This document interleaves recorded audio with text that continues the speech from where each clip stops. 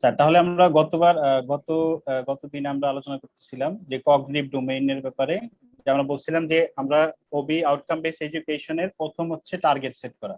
Target set করে আমরা আমাদের প্রসিডিওর, আমাদের লার্নিং এক্সপিরিয়েন্স এগুলো সব আমরা এরপরে ডিফাইন করব। তো টার্গেট সেট করতে যে আমরা বলছি এখানে তিন ধরনের টার্গেট আমাদের সেট করতে হয়। একটা হচ্ছে নলেজের সাথে রিলেটেড বা ইন্টেলেকচুয়াল স্কিলের সাথে রিলেটেড, যেটাকে আমরা বলি কগনিটিভ ডোমেইন। আর এটা হচ্ছে বিহেভিয়ারের সাথে রিলেটেড, তার অ্যাটিটিউডের সাথে রিলেটেড, তার মোটিভেশনের সাথে রিলেটেড, যেটাকে আমরা বলি অ্যাফেক্টিভ ডোমেইন। এবং ফাইনালি একটা হচ্ছে তার ফিজিক্যাল মুভমেন্ট বা ফিজিক্যাল স্কিলের সাথে রিলেটেড, যেটাকে আমরা বলি সাইকোমোটর ডোমেইন। তো কগনিটিভ ডোমেইনের প্রত্যেকটা ডোমেইনের কিন্তু কমপ্লেক্সিটি লেভেল আছে। যেমন কগনিটিভ ডোমেইনের যত 6টা লেভেল আছে, 6টা লেভেল মানে হচ্ছে যত লোয়ার লেভেলে থাকবো এর কমপ্লেক্সিটি তত কম হবে, যত হায়ার লেভেলে যাবো এর কমপ্লেক্সিটি তত বেশি হবে। তো এটা আমরা বলছিলাম কগনিটিভ ডোমেইনের ক্ষেত্রে যে কিছু কিছু কোয়েশ্চেন আছে, যে কোয়েশ্চেন গুলো যদি আমরা করি তাহলে কিন্তু ওই পার্টিকুলার লেভেলের রেলিভেন্ট আনসার কিন্তু আমরা পেয়ে যাই। এবং যত বেশি হায়ার লেভেলে আমরা যাব কগনিটিভের, তত কিন্তু কমপ্লেক্সিটি বাড়তে থাকবে, এবং তত বেশি কিন্তু ওই ওই সিও কে অ্যাড্রেস করার জন্য তত বেশি হিউম্যান রিসোর্স এবং তত বেশি সময়ের প্রয়োজন হবে। আচ্ছা, এটা আমরা দেখাইছিলাম। আচ্ছা, এখানে আমি আর যাব না, এগুলা মোটামুটি আমরা দেখাইছি এই কগনিটিভ ডোমেইনের ব্যাপারে। তো আমাদের একটা কুইজ ছিল, যেটা হচ্ছে এই গতবার যে আমরা গত ওয়ার্কশপে যে আমরা মিশন এবং ভিশন, তারপরে পিও কি এবং সিও কি, এগুলো যে আমরা বোঝার একটু চেষ্টা করছিলাম। এবং সেখানে আমরা বলছিলাম যে ওইটার উপর বেস করে একটা কুইজ আছে, সেই কুইজটা আমরা গতবার নিতে পারিনি। তো আমি সেই কুইজটাতে ফিরে যাব, তার আগে টিচিং অ্যাক্টিভিটি গুলো আবার একটু রিমাইন্ড করে দিই। যে কগনিটিভ ডোমেইনের বিভিন্ন লেভেল, যেমন রিমেম্বারিং লেভেলে যদি বলি যে অ্যাজ এ টিচার আমরা কি করি, তাকে রিমেম্বারিং লেভেলে যদি কোনো স্কিল তাকে আমরা চাই যে student will be able to achieve the skill in the remembering level, ঠিক আছে, সে তখন আমরা কি করি, লেকচার দিই, ঠিক আছে, আমরা লেকচারিং। আন্ডারস্ট্যান্ডিং লেভেলে তারপর আমরা তার কাছে রিফ্লেকশন নেই, আসলে সেটা বুঝতে পারছে কিনা, বা তাকে আমরা বলি ইউ ইলাস্ট্রেট দ্য আইডিয়া, আমি তাকে বলি তুমি আইডিয়াটা ইলাস্ট্রেট করো। হ্যাঁ, তাকে কোশ্চেন এবং আনসারের মধ্যে বোঝার চেষ্টা করি যে আসলে জিনিসটা ইন ডেপথ তার আন্ডারস্ট্যান্ডিং ডেভেলপ হয়েছে কিনা। তারপর যদি আমরা বুঝতে যাই সে অ্যাপ্লাইং লেভেলে তার সে অ্যাপ্লাই করতে পারে কিনা নলেজটা। হ্যাঁ, তারপর আমরা বিভিন্ন কেস স্টাডি করতে পারি। তারপর আমরা তাকে মডেল কনস্ট্রাকশন করতে বলতে পারি। হ্যাঁ, তারপর আমরা তাকে ইন্ডাস্ট্রিয়াল ভিজিটে নিয়ে যে তাকে আমরা বুঝতে পারি যে আসলে সে যে নলেজটা আসলে সে অ্যাপ্লাই করতে পারছে কিনা। তারপর অ্যানালাইসিস, যেটা সেখানে আমরা তাকে আমরা প্র্যাকটিস বাই ডুইং এর জন্য একটা তাকে আমরা বিভিন্ন প্রজেক্ট দিতে পারি। হ্যাঁ, তাকে সিমুলেশনের কাজ করাইতে পারি, বা সে প্রোটোটাইপ বিল্ড করতে পারে, সেখানে কিন্তু তার অ্যানালাইসিসের প্রয়োজন হবে। তারপরে যেমন ইভালুয়েট যখন করবে তখন সে বিভিন্ন মনে করলাম যে সে তিনটা মেথড অ্যাপ্লাই করলো, এখন তিনটা মেথডের মধ্যে কোনটা সবচেয়ে ভালো মেথড এবং কোনটা থেকে সবচেয়ে ভালো রেজাল্ট পাওয়া গেছে, এই যে ইভালুয়েশন করাটা, জাস্টিফিকেশন করাটা, এটা তাকে আমরা বলতে পারি গ্রুপ ডিসকাশনের মাধ্যমে তার কাছ থেকে আমরা ফিডব্যাক নিতে পারি, রিফ্লেকশন নিতে পারি যে সে আসলে ওই কেসটা ইভালুয়েট করতে পারছে কিনা। এবং ক্রিয়েটিং লেভেল, যেটা যেটা হচ্ছে বেসিক্যালি সে কোনটা মডেল ক্রিয়েট করতে পারে কিনা, নতুন নলেজ ক্রিয়েট করতে পারছে কিনা, সেটা একটা এক্সাম্পল হলো আমরা তাকে প্রজেক্ট দিতে পারি যে সে তার যে নলেজ আছে সেটাকে অ্যাপ্লাই করে সে একটা নতুন একটা প্রোটোটাইপ বা যে কোনো একটা মডেল সে ক্রিয়েট করতে পারে। তো সেখানে আমরা বলছিলাম যে আমাদের এই যে কোনো কোর্সে যে কোর্স আউটকাম গুলো আছে, আমাদের এক্সাম পেপারস এবং আমাদের কোশ্চেন্স কিন্তু এই কোর্স আউটকামের সাথে অ্যালাইন্ড হইতে হবে। অর্থাৎ এই কোর্স আউটকামের সাথে আমাদের এক্সাম কোশ্চেন গুলো কিন্তু রেলিভেন্ট হইতে হবে এবং তার একটা সম্পর্ক থাকতে হবে। সেটা কি হবে সেটা আমরা দেখবো। আর এরপরে আমরা বলছিলাম যে যেমন আমাদের একটা এক্সাম্পল আমরা দিচ্ছি যে EEE 400 এর যে তিনটা সিও দেখেন, জাস্ট এখানে দেখার জন্য যে তিনটা সিওতে তিনটা ভিন্ন ধরনের অ্যাকশন ভার্ব ইউজ করা হয়েছে, এবং তিনটা অ্যাকশন ভার্ব মূলত কগনিটিভের তিনটা ডোমেইনকে ম্যাপ করছে, এবং এই তিনটা অ্যাকশন ভার্বকে এই তিনটা সিও কে কিন্তু ভিন্ন ভাবে অ্যাসেস করা যায়। হ্যাঁ, যেমন অ্যানালাইজ দ্য রিসার্চ লিটারেচার, এটাকে আমরা অ্যাসেস করবো কিভাবে, হয়তো আমরা তার ইন্টারভিউ নিব, তার সাথে আমরা ডিসকাশনে যাব বা তার প্রেজেন্টেশন নিব, ওখানে কিন্তু বিভিন্ন অ্যাসেসমেন্টের বিভিন্ন মেথড আছে। এরকম ভাবে টিচার কিন্তু তার অ্যাসেসমেন্ট মেথড গুলাকে সে নিজে আইডেন্টিফাই করে নিতে পারে, একটা রুব্রিক সে তৈরি করে নিতে পারে, যার রেসপেক্টে সে ওই পার্টিকুলার সিওটা অ্যাচিভ হচ্ছে কিনা সে এটা মেজার করে নিতে পারে, এবং ওইটার জন্য সে পার্টিকুলার একটা স্কোর পয়েন্টও অ্যাসাইন করে রাখতে পারে। ঠিক আছে, তো এইখানে ওইটুকু ছিল আমাদের গতবারের ডিসকাশন। তো আজকে আমরা দেরি না করে একটা কোশ্চেন করা যাবে? জি জি। আচ্ছা, ওই আমরা যে দুইটা জিনিস দেখতেছিলাম অ্যাক্টিভিটিজ এর মধ্যে, একটা হচ্ছে গিয়া মানে টিচার পার্সপেক্টিভে, আর একটা হচ্ছে গিয়া লার্নিং পার্সপেক্টিভে, মানে টিচিং অ্যাক্টিভিটিস আর একটা হচ্ছে গিয়া লার্নিং অ্যাক্টিভিটিস। জি, দুইটা কি আসলে একই জিনিস সামহাউ? হ্যাঁ, দুইটা, এটা একটা হচ্ছে প্রোডাক্ট আর একটা হচ্ছে আপনার অ্যাকশন, মানে আমি কি করছি এবং তার প্রোডাক্টটা কি, লার্নিং অ্যাক্টিভিটিস এর প্রোডাক্টটা কি সেটা। আচ্ছা, তাহলে আমরা যেই কোর্স আউটলাইনে যে অ্যাক্টিভিটিজ এর কথা বলতেছিলাম আর কি, মানে আমাদের লেসন প্ল্যানে যে অ্যাক্টিভিটির কথা বলা আছে, এটা তো মূলত আসলে এই লার্নিং অ্যাক্টিভিটিটাই। লার্নিং অ্যাক্টিভিটিস, আচ্ছা, ঠিক আছে। আচ্ছা, থ্যাংক ইউ। তাহলে আমরা কুইজ 2 তাতে চলে যাব। কুইজ 2 তে যে আমরা তারপরে এফেক্টিভ এবং সাইকোমোটর ডোমেইন থেকে আমরা নেক্সট ডিসকাশন শুরু করব। Just a minute.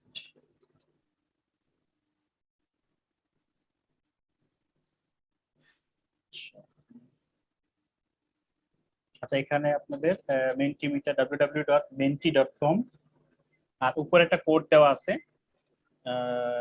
এই কোডটা হচ্ছে 6114705। এই কোডটা ইউজ করে menti.com এ গেলে এই কুইজটাতে অ্যাক্সেস করা যাবে।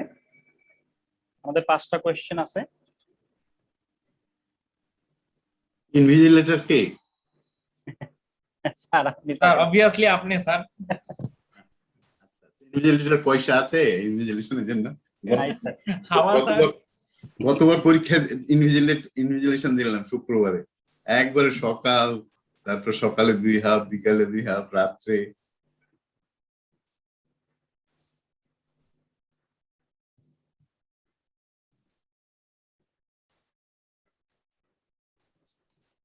তিন আর 3 6 আর 3 9 10, 10 জন জয়েন করেছে, 11।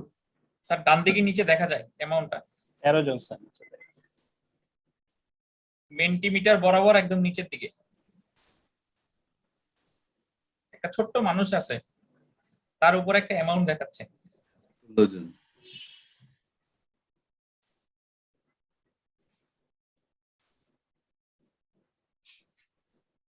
আচ্ছা, আর 1 মিনিট সময় দিচ্ছি। 8টা কি? 8 উপরে লেখা হচ্ছে। এটা স্যার লোগো। এটা জাস্ট মানে যে পারসনটা জয়েন করছে তার একটা সিম্বল জেনারেট করে দিয়েছে।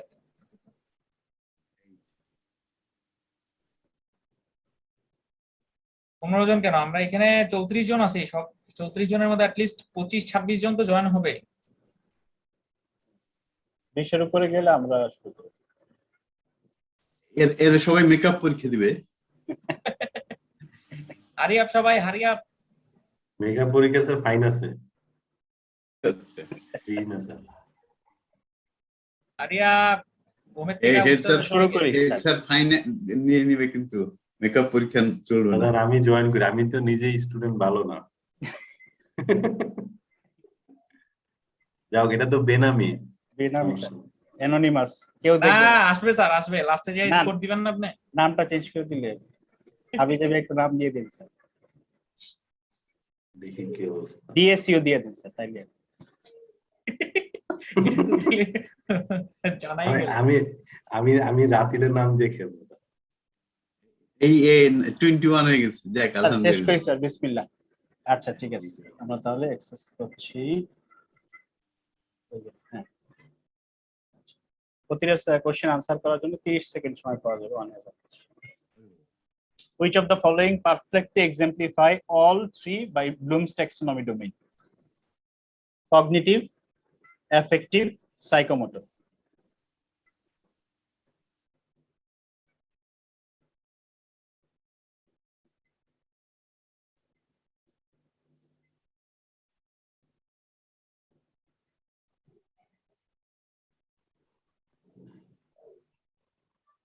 Three, two, one, go. Time's up. All right, so দেখি none of the answer correct. এটা হবে স্যার 3 নাম্বারটা। সরি স্যার, এটা আনসারটা আইডেন্টিফাই করা হয় নাই। 5 জন কারেক্ট আনসার দিছে আর কি। স্যার কোনটা প্রথম কাজ হবে? 3টা স্যার, 3টা স্যার। 3 নাম্বার। আমারটা হইছে হ্যাঁ। হ্যাঁ, থ্যাংক ইউ স্যার। সিইটিএল স্যার, আপনি সিইটিএল এর কোর্স করছেন। ওকে, কোশ্চেন 2।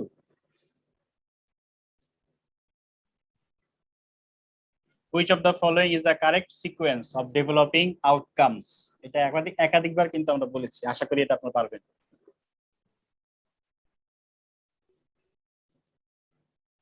এটা কিন্তু ইভালুয়েশন টিম অনেক সময় জিজ্ঞাসা করে।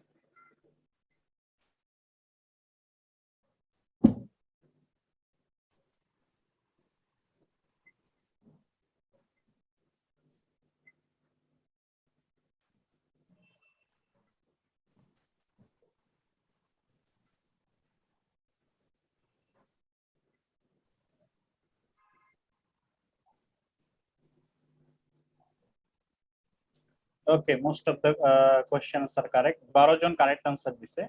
3 নাম্বার হচ্ছে আমাদের কারেক্ট আনসার, মিশন স্টেটমেন্ট, তারপরে পিইও, তারপর পিও, তারপর সিও। Thank you. স্যার আমি তো আমরা তো 3 দিলাম, ওটা আবার ইয়ে হলো, রং দেখাইলো তো রং দেখাইলো। জি স্যার 3 দিলাম, ওইটা রং দেখালো। ওইটা রাইট আনসারটা এই করা হয়নি। আচ্ছা ঠিক আছে, অসুবিধা নেই। বুঝতে পারছি। তাহলে সবই রং দেখাবে স্যার। না, আমি আনসারটা বলে দিচ্ছি। Which of the following can be addressed by cognitive domain skills entirely? মানে কোন পিউ গুলাকে শুধুমাত্র কগনিটিভ ডোমেইন দিয়ে অ্যাড্রেস করা যাবে? এটা একটু ডিফিকাল্ট, যদি একবার আমরা ডিসকাশন করছি, অনেকের তো মনে থাকবে কিনা আমি জানি না, বাট আপনারা যদি একটু অ্যাটেনশন দিয়ে খেয়াল করেন তাহলে হয়তো পারবেন।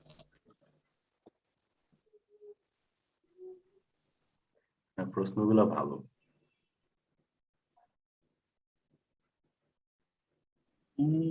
হ্যাঁ, এক নাম্বারটা হচ্ছে রাইট। 4 জন আমাদের কারেক্ট আনসার দিয়েছে। ও 1 নাম্বার রাইট। হ্যাঁ, কারণ এখানে পিউ 8 আছে, পিউ 8 আসলে আমরা কগনিটিভ ডোমেইন দিয়ে অ্যাড্রেস করতে পারবো। Question 4.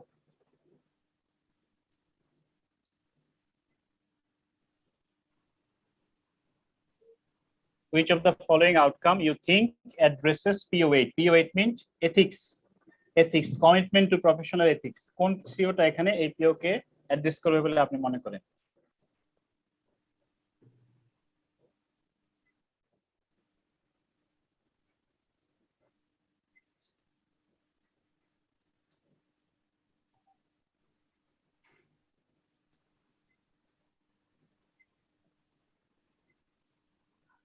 I think it's quite easy. 3, 2, 1. সহজ ছিল।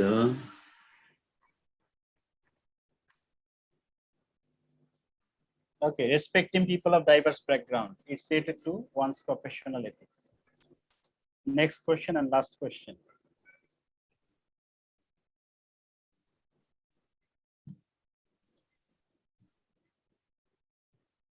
Which one is the highest level in the cognitive domain? সবাই পারা উচিত এটা। Most easiest question. তো 4টা অপশন আছে। স্যার হাইয়েস্ট লেভেলটা তো দেন নাই স্যার। না, এখানে কোনটা হাইয়েস্ট? আচ্ছা আচ্ছা, ওকে স্যার। সময় শেষ।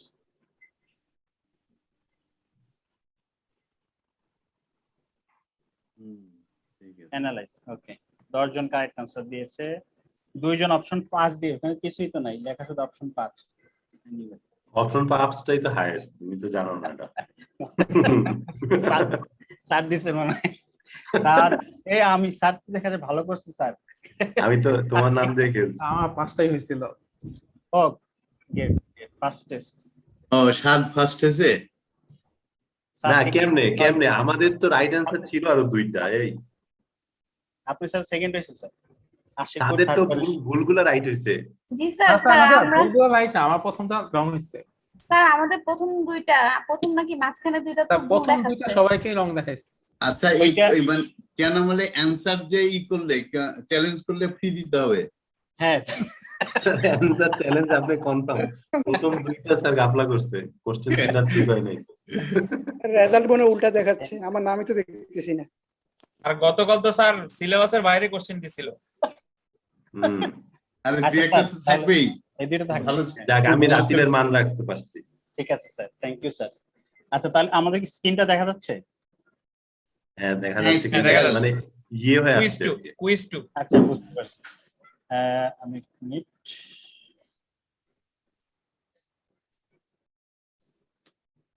আচ্ছা, কুইজ টুতে আমরা চলে গেছি। আচ্ছা, এরপরে হচ্ছে আমাদের জাস্ট মিনিট, এটা এখন চলছে।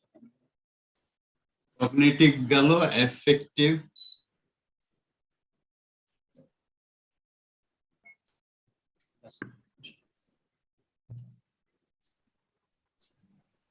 ওকে, তাহলে আমরা এখন মোটামুটি বুঝতে পারলাম যে শেয়ার করা হয়েছে কি। কিন্তু দেখা যাচ্ছে না। জাস্ট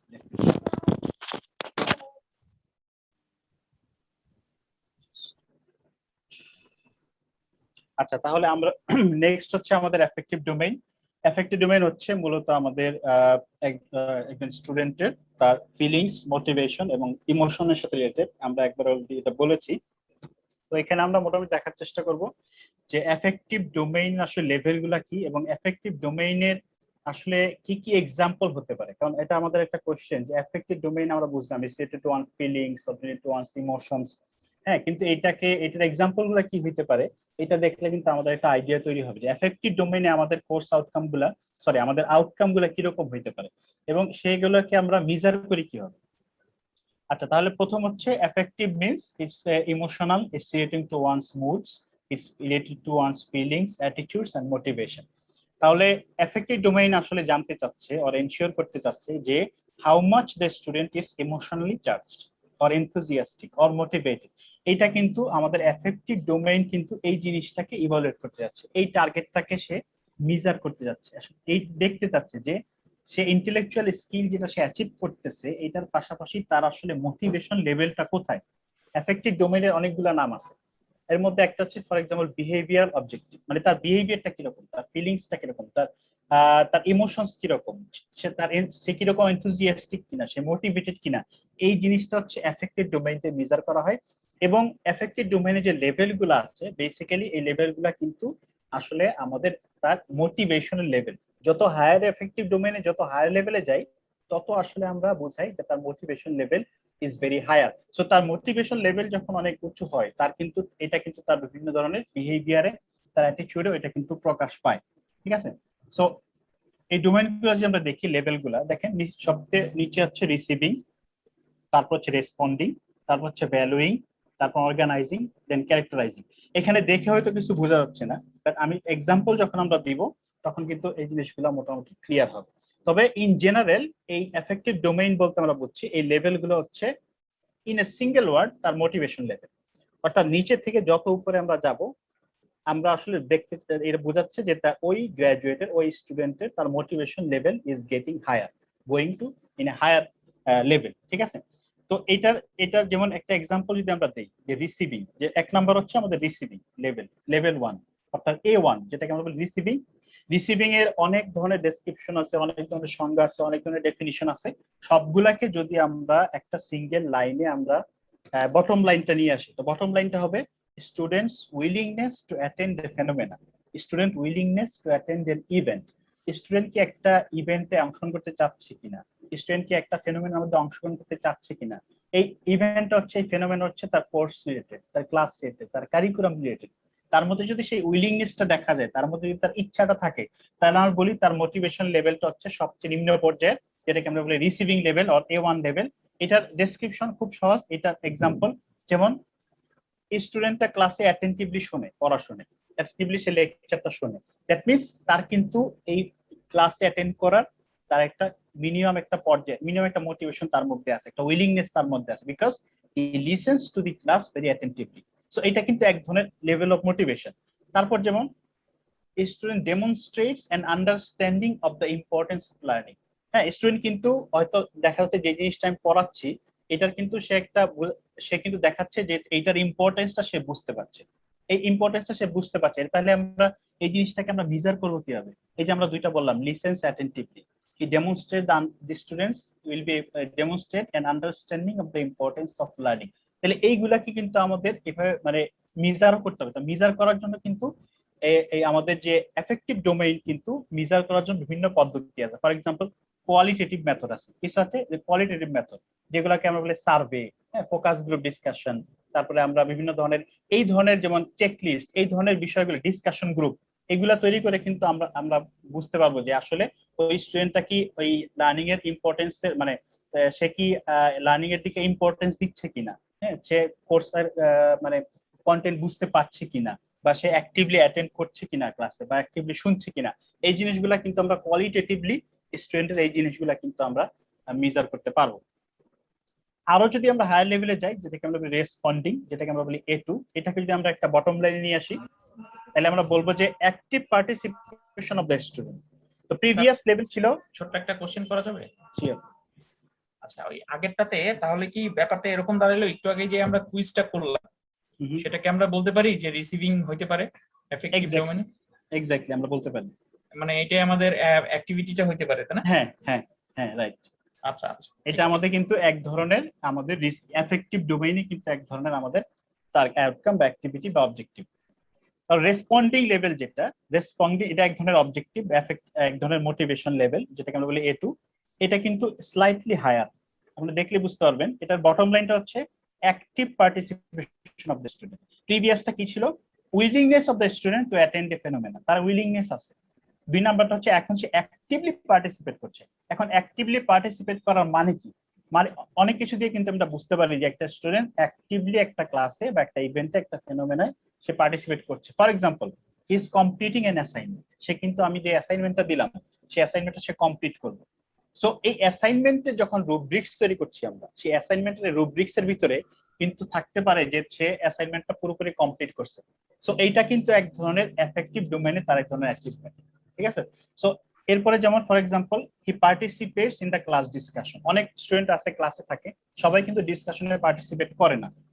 ডিসকাশনে তারাই পার্টিসিপেট করে যারা স্লাইটলি হাইলি মোটিভেটেড, হ্যাঁ, তারাই কিন্তু পার্টিসিপেট করে। সো এইটা কিন্তু তার হায়ার মোটিভেশন বলে। ক্লাসে যারা অ্যাটেন্ড করছে এটা এক ধরনের মোটিভেশন, যারা অ্যাটেন্ড করছে না তাদের থেকে এক ধরনের হায়ার মোটিভেশন, সেটাকে যদি আমরা রিসিভিং বলি। রেসপন্ডিং বলবো তাদেরকে যারা ক্লাসে শুধু পার্টিসিপেটই করছে না, they are actually participating in the discussion of the class, ঠিক আছে? আরো যদি বলি যে তারা কোন টাস্কের জন্য ভলান্টিয়ার করছে, হ্যাঁ, যে কোনো একটা টাস্ক দিলাম, যে কোনো রিলেটেড টাস্ক, সেখানে তারা ভলান্টিয়ার হিসেবে কাজ করতে চাচ্ছে বা কাজ করছে, তাহলে এটাও কিন্তু তারা একটা রেসপন্ডিং লেভেলের একটা মোটিভেশন আমরা বুঝাই। তারপর যেমন হেল্প আদার্স, শুধু সে ভলান্টিয়ারই করে না, যারা ভলান্টিয়ার হিসেবে বা অন্য কোনো ভাবেই হোক, সে কিন্তু অন্যজনকে যে কোনো কারিকুলাম রিলেটেড যে কোনো অ্যাক্টিভিটিতে, যে কোনো লার্নিং অ্যাক্টিভিটিতে সে কিন্তু অন্যদেরকেও হেল্প করছে। সো যেমন এটা কিন্তু এক ধরনের higher motivation, demonstration of a higher motivation level. তারপর যেমন আস্ক রেলিভেন্ট কোয়েশ্চেন্স, সে কিন্তু শুধুমাত্র পার্টিসিপেট করছে, অ্যাক্টিভলি ডিসকাশনের মধ্যে পার্টিসিপেট করছে টিচারের সাথে, এবং সে কিন্তু অনেক কোশ্চেনও জিজ্ঞাসা করছে এবং রেলিভেন্ট কোশ্চেন জিজ্ঞাসা করছে।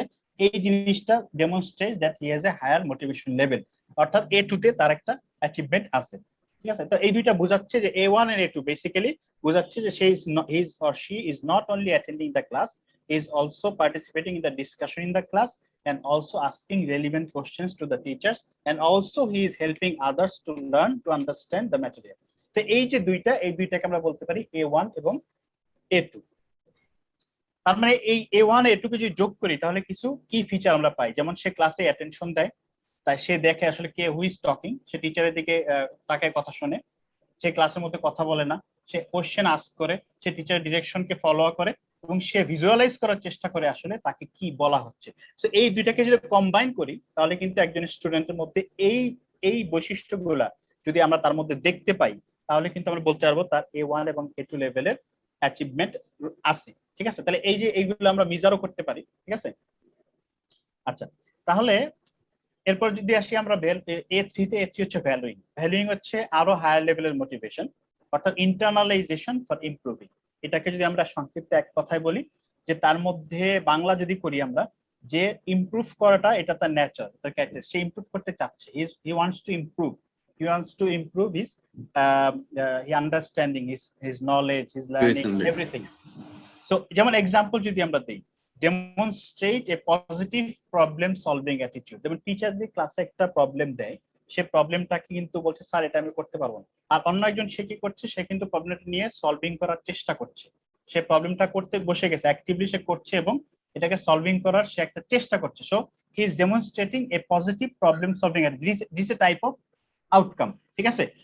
এটা হচ্ছে ইন্টারনালাইজেশন ফর ইমপ্রুভিং, সে কিন্তু ইমপ্রুভ করতে চাচ্ছে। যেমন অ্যাপ্রিশিয়েট কোঅপারেশন উইথ ক্লাসমেট, সে কিন্তু ক্লাসমেটরা তার সাথে কোঅপারেট করছে, এটাকে সে অ্যাপ্রিশিয়েট করছে, হ্যাঁ, এই লার্নিং এনভায়রনমেন্টটাকে সে অ্যাপ্রিসিয়েট করছে, he wants to go further. তারপরে যেমন সে অফার সেলফ, সে কিন্তু অন্যদেরকে হেল্প করতে চাচ্ছে। হ্যাঁ, যে কোনো একটা প্রবলেম তাকে দেওয়া হয়েছে, সেই প্রবলেমের ব্যাপারে হয়তো সে যে কোনো একটা গ্রুপ প্রজেক্ট দেওয়া হয়েছে, সে সেখানে অন্যদেরকে হেল্প করছে এবং নিজেও সেটা অন্যদের হেল্পকে নিজেও অ্যাপ্রিসিয়েট করছে এবং ওইটার উপর সে কাজ করছে। এবং not only that, he is also sharing the material. এই প্রবলেমটা সলভ করতে গেলে যেসব ম্যাটেরিয়ালের দরকার, সেই ম্যাটেরিয়াল গুলো কিন্তু সে অন্যদের সাথে শেয়ার করে দিচ্ছে, যাতে অন্যরা একইভাবে একই লেভেলে তারাও এটা আন্ডারস্ট্যান্ড করতে পারে এবং এটাও তারা শিখতে পারে। এবং he is also encouraging the other students. So it's a another level of motivation. হ্যাঁ, যে প্রথমটা ছিল A1, say merely attending the class say, then A2 is a bit of higher level of motivation. He is also not only attending, he is asking questions, asking relevant questions, participating in the discussion. In A3, he is actually basically finding the problem and asking the teacher about the problem, how the problem could be solved, and he is also helping others to solve the problem, and he is also encouraging the other students to actively participate in the class. So he is basically extending his hand to the others. He is also helping others so that others also can learn the material. So এইটা হচ্ছে 3 number লেভেলের motivation. ঠিক আছে, তারপরে যদি আমরা বলি A4 এ চলে যাই, A4 হচ্ছে অর্গানাইজেশন। অর্গানাইজেশন যদি আমরা এক কথায় বলি, bottom line, behave responsibly, show proactiveness. Behave responsibly, show proactiveness. He is not only attending the class, he is not only asking questions, he is not only helping others. Now he is behaving very responsibly and he is showing proactiveness. ঠিক আছে, তাহলে এই দুইটাকে যদি আমরা summarise করি এবং কিছু কিছু আমরা কোর্স আউটকাম যদি আমরা সেট করি, then it could be like this: accepts responsibility for his or her own behavior. সে কিন্তু he is not giving too much excuses. He is not giving too much excuses. So he has a certain level of motivation. So সে কিন্তু তার responsibility, তার যে weakness, সে কিন্তু সেটা accept করছে এবং সে কিন্তু তার বিহেভিয়ারটা সেটা সে অ্যাকসেপ্ট করে যাচ্ছে, is not putting up too much excuses. So this is a type of proactiveness, this is a type of responsibility, this is a type of motivation. Then acknowledge and accepts his or her own strength. এবং তার নিজের strength বোঝে এবং সে নিজের strength বোঝে, help others, এবং সে কিন্তু নিজের উইকনেসও বোঝে এবং সে উইকনেস বোঝার কারণে সে কিন্তু he also take helps from others. So he acknowledge and accepts his or his own strength, so he help others with his strength, and he also understand his weakness, so he take help of the other. This is a different level of motivation. Then say considers the needs of others with the needs of him or herself. So is certainly মানে সে ওই learning এক্সপিরিয়েন্সের মধ্যে তার নিজের যে প্রয়োজন আছে, সে কিন্তু সাথে সাথে অন্যদের প্রয়োজনটাও সে বুঝতে পারে, যে তার আসলে এই জিনিসটা শেখার জন্য এই স্টুডেন্টের কি প্রয়োজন, বা আমার এই ফ্রেন্ডের কি প্রয়োজন, বা আমার এই ক্লাসমেটের কি প্রয়োজন। সে কিন্তু নিজে থেকে proactive হয়ে he কিন্তু helping the others so that others could learn, or maybe he is helping the teachers so the teacher could make this learning experience make better. So এইখানে কিন্তু তার হায়ার লেভেল অফ মোটিভেশন বোঝা যাচ্ছে। তারপর যেমন he considers the pros and cons of a situation before making a decision. So সে কিন্তু haphazardly কোনো decision নিচ্ছে না। হ্যাঁ, স্টুডেন্টরা বললো চলো আমরা প্রোটেস্ট করি, he is not doing that. So সে চিন্তা করছে যে এটার সিচুয়েশনের এইটা কি হবে, এটার কনসিকুয়েন্সটা কি হবে, সে এটার সুবিধা কি আছে, অসুবিধা কি আছে, সে প্রোস এন্ড কনস চিন্তা করে কিন্তু যে কোনো সিচুয়েশনের মধ্যে, লার্নিং এক্সপিরিয়েন্সের ভিতরে যে কোনো সিচুয়েশনের মধ্যে সে কিন্তু একটা ডিসিশন নিচ্ছে, এবং ডিসিশন নেওয়ার আগে he is thinking about it. So this is called behaving responsibly and showing proactiveness, যদি আমরা এই লেভেলটাকে একটা সিঙ্গেল লাইনের মধ্যে নিয়ে আসি। So it's a very high level of motivation. Then effective domain says there is actually a higher level of motivation, if not the highest level of motivation, that is the characterization, that is A5. So he is pervasive, he is persistent, he is consistent, he is responsible, he is predictable. So এই স্টুডেন্টের behaviour কিরকম হবে, response কিরকম হবে, এটা কিন্তু already predictable. So সে কিন্তু consistent, সে কিন্তু রেসপন্সিবল, সে প্রেডিক্টেবল, তার ব্যাপারে কিন্তু সহজে বোঝা যায় যে সে আসলে এই সিচুয়েশনের মধ্যে কিভাবে বিহেভ করবে। এবং যেমন for example, he demonstrate self confidence when works independently, মানে সে যখন ইন্ডিপেন্ডেন্টলি কাজ করে, হ্যাঁ, সে নট অনলি প্রোঅ্যাক্টিভ, ইন্ডিপেন্ডেন্টলি যখন সে কাজ করতেছে সে কিন্তু কনফিডেন্টলি কাজটা করছে, he knows that he can do it. So he is trying, he is consistently trying, he is taking the responsibility, and he is predictable, and তার কাছ থেকে যে আউটপুট পাওয়া যাবে সেটা predictable, is a very high level of motivation. তারপর যেমন কোঅপারেটস in group activities, হ্যাঁ, সোয়েব কিন্তু গ্রুপ অ্যাক্টিভিটিতে নিজে থেকে কোঅপারেট করছে, অনেক সময় without asking he is helping in the group activities. So he is taking the responsibility by himself without asking, without any request. So number 3 shows punctuality and self-discipline. So he is not only taking responsibility, he's taking the proactiveness, he is behaving very consistent and predictably, and he is also showing punctuality and self-discipline. So এই জিনিসগুলা is a basically very high level of motivation. So affective domain কিন্তু আমাদের বলছে we need to make our graduate at so that they also get that level of motivation after his graduation. So আমরা কিন্তু তাদের মধ্যে এই মোটিভেশনটা create করতে চাই। নট অনলি নলেজ, সে অনেক কিছু জানে, is qualified, his intellectual skills very high level, but we also want যে তার এফেক্টিভ ডোমেইনে তার এই লেভেলের at least we design learning experience, design courses, design things, design projects or something like this, so that এই লেভেলের মোটিভেশন যাতে তার মধ্যে ক্রিয়েট হয়। যেমন আমরা একটা গ্রুপ প্রজেক্ট ক্রিয়েট করলাম, সো এখানে কিন্তু তার কোঅপারেট করার সুযোগ আছে এখানে কিন্তু সে ওই কনসিস্টেন্ট হওয়া, রেসপন্সিবল হওয়া, এইটাতে কিন্তু তার শিখার এবং এই আউটকামটা অ্যাচিভ করার কিন্তু তার একটা সুযোগ তৈরি হবে। সো আমাদের যে কারিকুলাম, আমাদের যে লার্নিং এক্সপিরিয়েন্স যেটা আমরা টিচার হিসেবে ক্রিয়েট করব, তাকে কিন্তু এই এনভায়রনমেন্টটা আমাকে ক্রিয়েট করে দিতে হবে যাতে এই লেভেলের মোটিভেশনটা আমাদের তৈরি হয়। তাহলে আমরা যখন একটা কোর্সের আউটকাম সেট করব, তাহলে সব কোর্সে কিন্তু হয়তো আমরা সব লেভেলের মোটিভেশন, সব লেভেলের আউটকাম আমরা অ্যাড করতে পারবো না।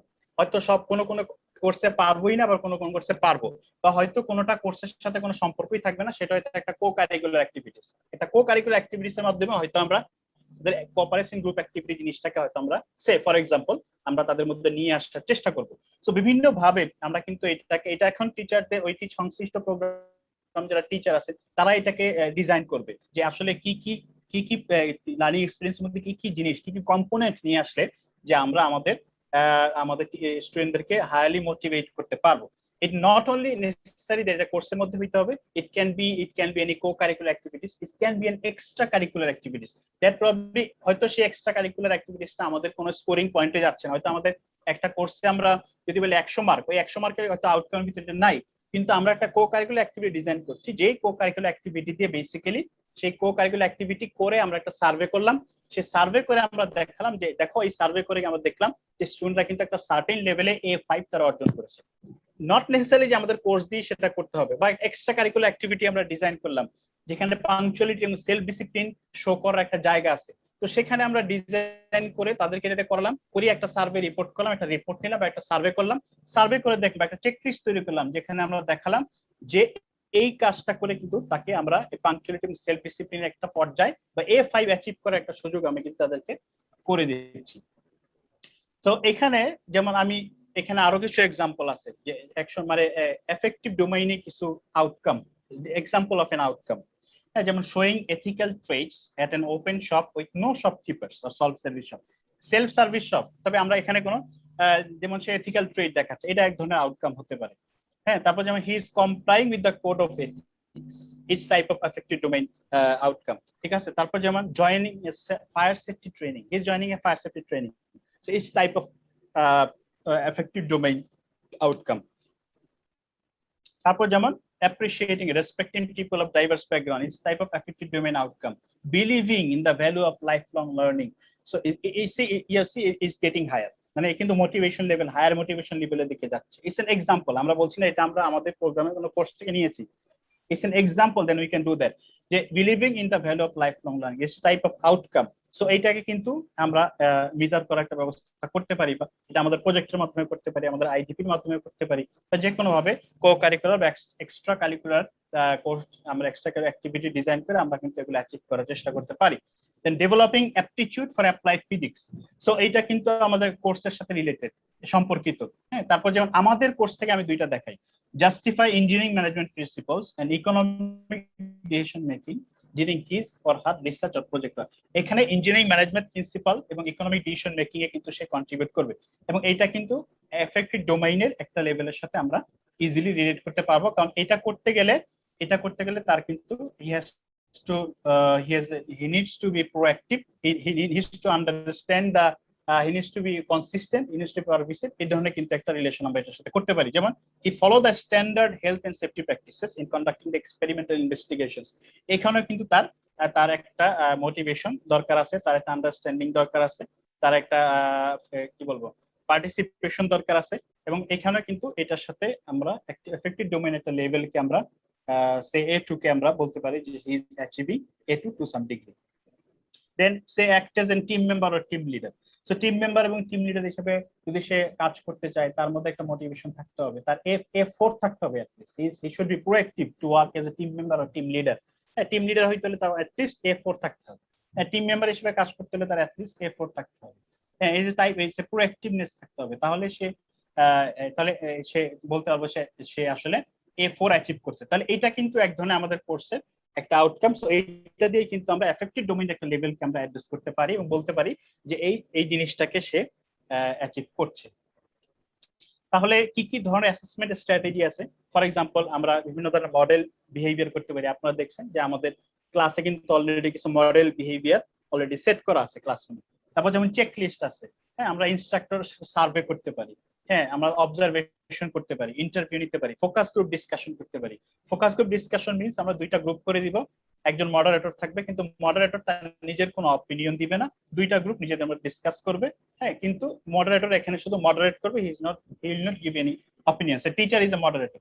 সেরকম ফোকাস গ্রুপ ডিসকাশন, যে কোনো বিষয়ে পার্টিকুলার টপিকের ক্ষেত্রে আমরা ফোকাস গ্রুপ ডিসকাশন তৈরি করতে পারি, বা স্টুডেন্টদের কাছ থেকে আমরা রিফ্লেকশন নিতে পারি। হ্যাঁ, তাদের কাছ থেকে আমরা রিপোর্ট নিতে পারি। হ্যাঁ, এই ধরনের অ্যাসেসমেন্ট গুলো কিন্তু আবার বিভিন্ন ধরনের হতে পারে, কোয়ালিটেটিভ হতে পারে, হ্যাঁ, কোয়ান্টিটেটিভ হতে পারে, সামেটিভ হতে পারে। Summative means probably taken at the end of the course or end of the programme.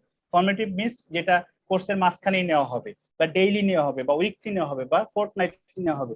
এই যে এটা হচ্ছে ফর্মেটিভ। তো এই ধরনের বিভিন্ন অ্যাসেসমেন্ট স্ট্র্যাটেজি গুলো ঠিক করবে কারা? এই কোর্সটা যারা নেবে, প্রোগ্রাম যারা করবেন, সেই টিচাররা কিন্তু এটা ডিজাইন করবে। তাদের কিন্তু লার্নিং এক্সপিরিয়েন্স ডিজাইন করতে হবে, কারণ এই ডিজাইনের উপর ডিপেন্ড করবে যে ওই আউটকাম গুলো অ্যাচিভ হবে কিনা, এবং এই অ্যাচিভমেন্টের উপর ডিপেন্ড করবে কত পার্সেন্ট এফেক্টিভ ডোমেইনের যে পিও গুলো আছে সেগুলো আসলে কত পার্সেন্ট অ্যাচিভ হবে। হ্যাঁ, এটা সবকিছু কিন্তু এটার উপরে ডিপেন্ড করবে। সো হয়তো দেখা যাবে এফেক্টিভ ডোমেইন অ্যাচিভমেন্ট খুব কম, তখন কিন্তু আমাদের নতুন কিছু ডিজাইন করতে হবে, লার্নিং এক্সপিরিয়েন্স ডিজাইন করতে হবে, যাতে আমাদের এফেক্টিভ ডোমেইনে অ্যাচিভমেন্টটা আরো বেড়ে যায়। তবে এফেক্টিভ ডোমেইনের ক্ষেত্রে যদি কোয়ালিটেটিভ হয়, তাহলে কিন্তু multiple forms of measurement encourage করা হয়। আচ্ছা, ফর এক্সাম্পল আমাদের একটা এক্সাম্পল আমি এখানে দেখানোর চেষ্টা করছি, এটাতে যাব না। এখানে একটা এক্সাম্পল দেওয়া আছে একটা survey, rate your confidence using this scale. হ্যাঁ, এখানে এক ধরনের সার্ভে দেওয়া আছে। তো এটা জাস্ট এটা এক ধরনের সার্ভে, এরকম বিভিন্ন ধরনের সার্ভে হতে পারে। আচ্ছা, সো এটা হচ্ছে মোটামুটি effective domain is actually talking about the motivation level of the student. So আমাদের কাজ হলো এই এফেক্টিভ ডোমেইনের জন্য আমাদের আউটকাম সেট করা, এবং এই আউটকামস অ্যাচিভ করার জন্য আমাদের আমাদের লার্নিং এক্সপিরিয়েন্স তৈরি করতে, লার্নিং এনভায়রনমেন্ট তৈরি করা, এবং সেই এনভায়রনমেন্টের মধ্যে সে লার্নিংটা অ্যাচিভ করলো কিনা এই জন্য অ্যাসেস করা। এখন এই এনভায়রনমেন্ট, এই লার্নিং, এই আউটকামটা হতে পারে একটা কোর্সের অংশ, হতে পারে সেটা একটা কো-কারিকুলার পার্ট, কো-কারিকুলার অ্যাক্টিভিটির অংশ, হতে পারে সেটা একটা এক্সট্রা কারিকুলার অ্যাক্টিভিটির অংশ, এবং সেই অ্যাক্টিভিটিটা অর্জন হয়েছে কিনা এটা আমরা কোয়ান্টিটেটিভলি করতে পারি, না মার্কিং দিতে পারি, বা কোয়ালিটেটিভলি করতে পারি। হ্যাঁ, যেটা আমরা সার্ভে করতে পারি, বা যে বিষয়গুলো আমি বললাম সেই বিষয়গুলো করে কিন্তু আমরা অ্যাসেস করতে পারি এবং বলতে পারি না actually our students are getting or that type of motivation. Okay. Any question?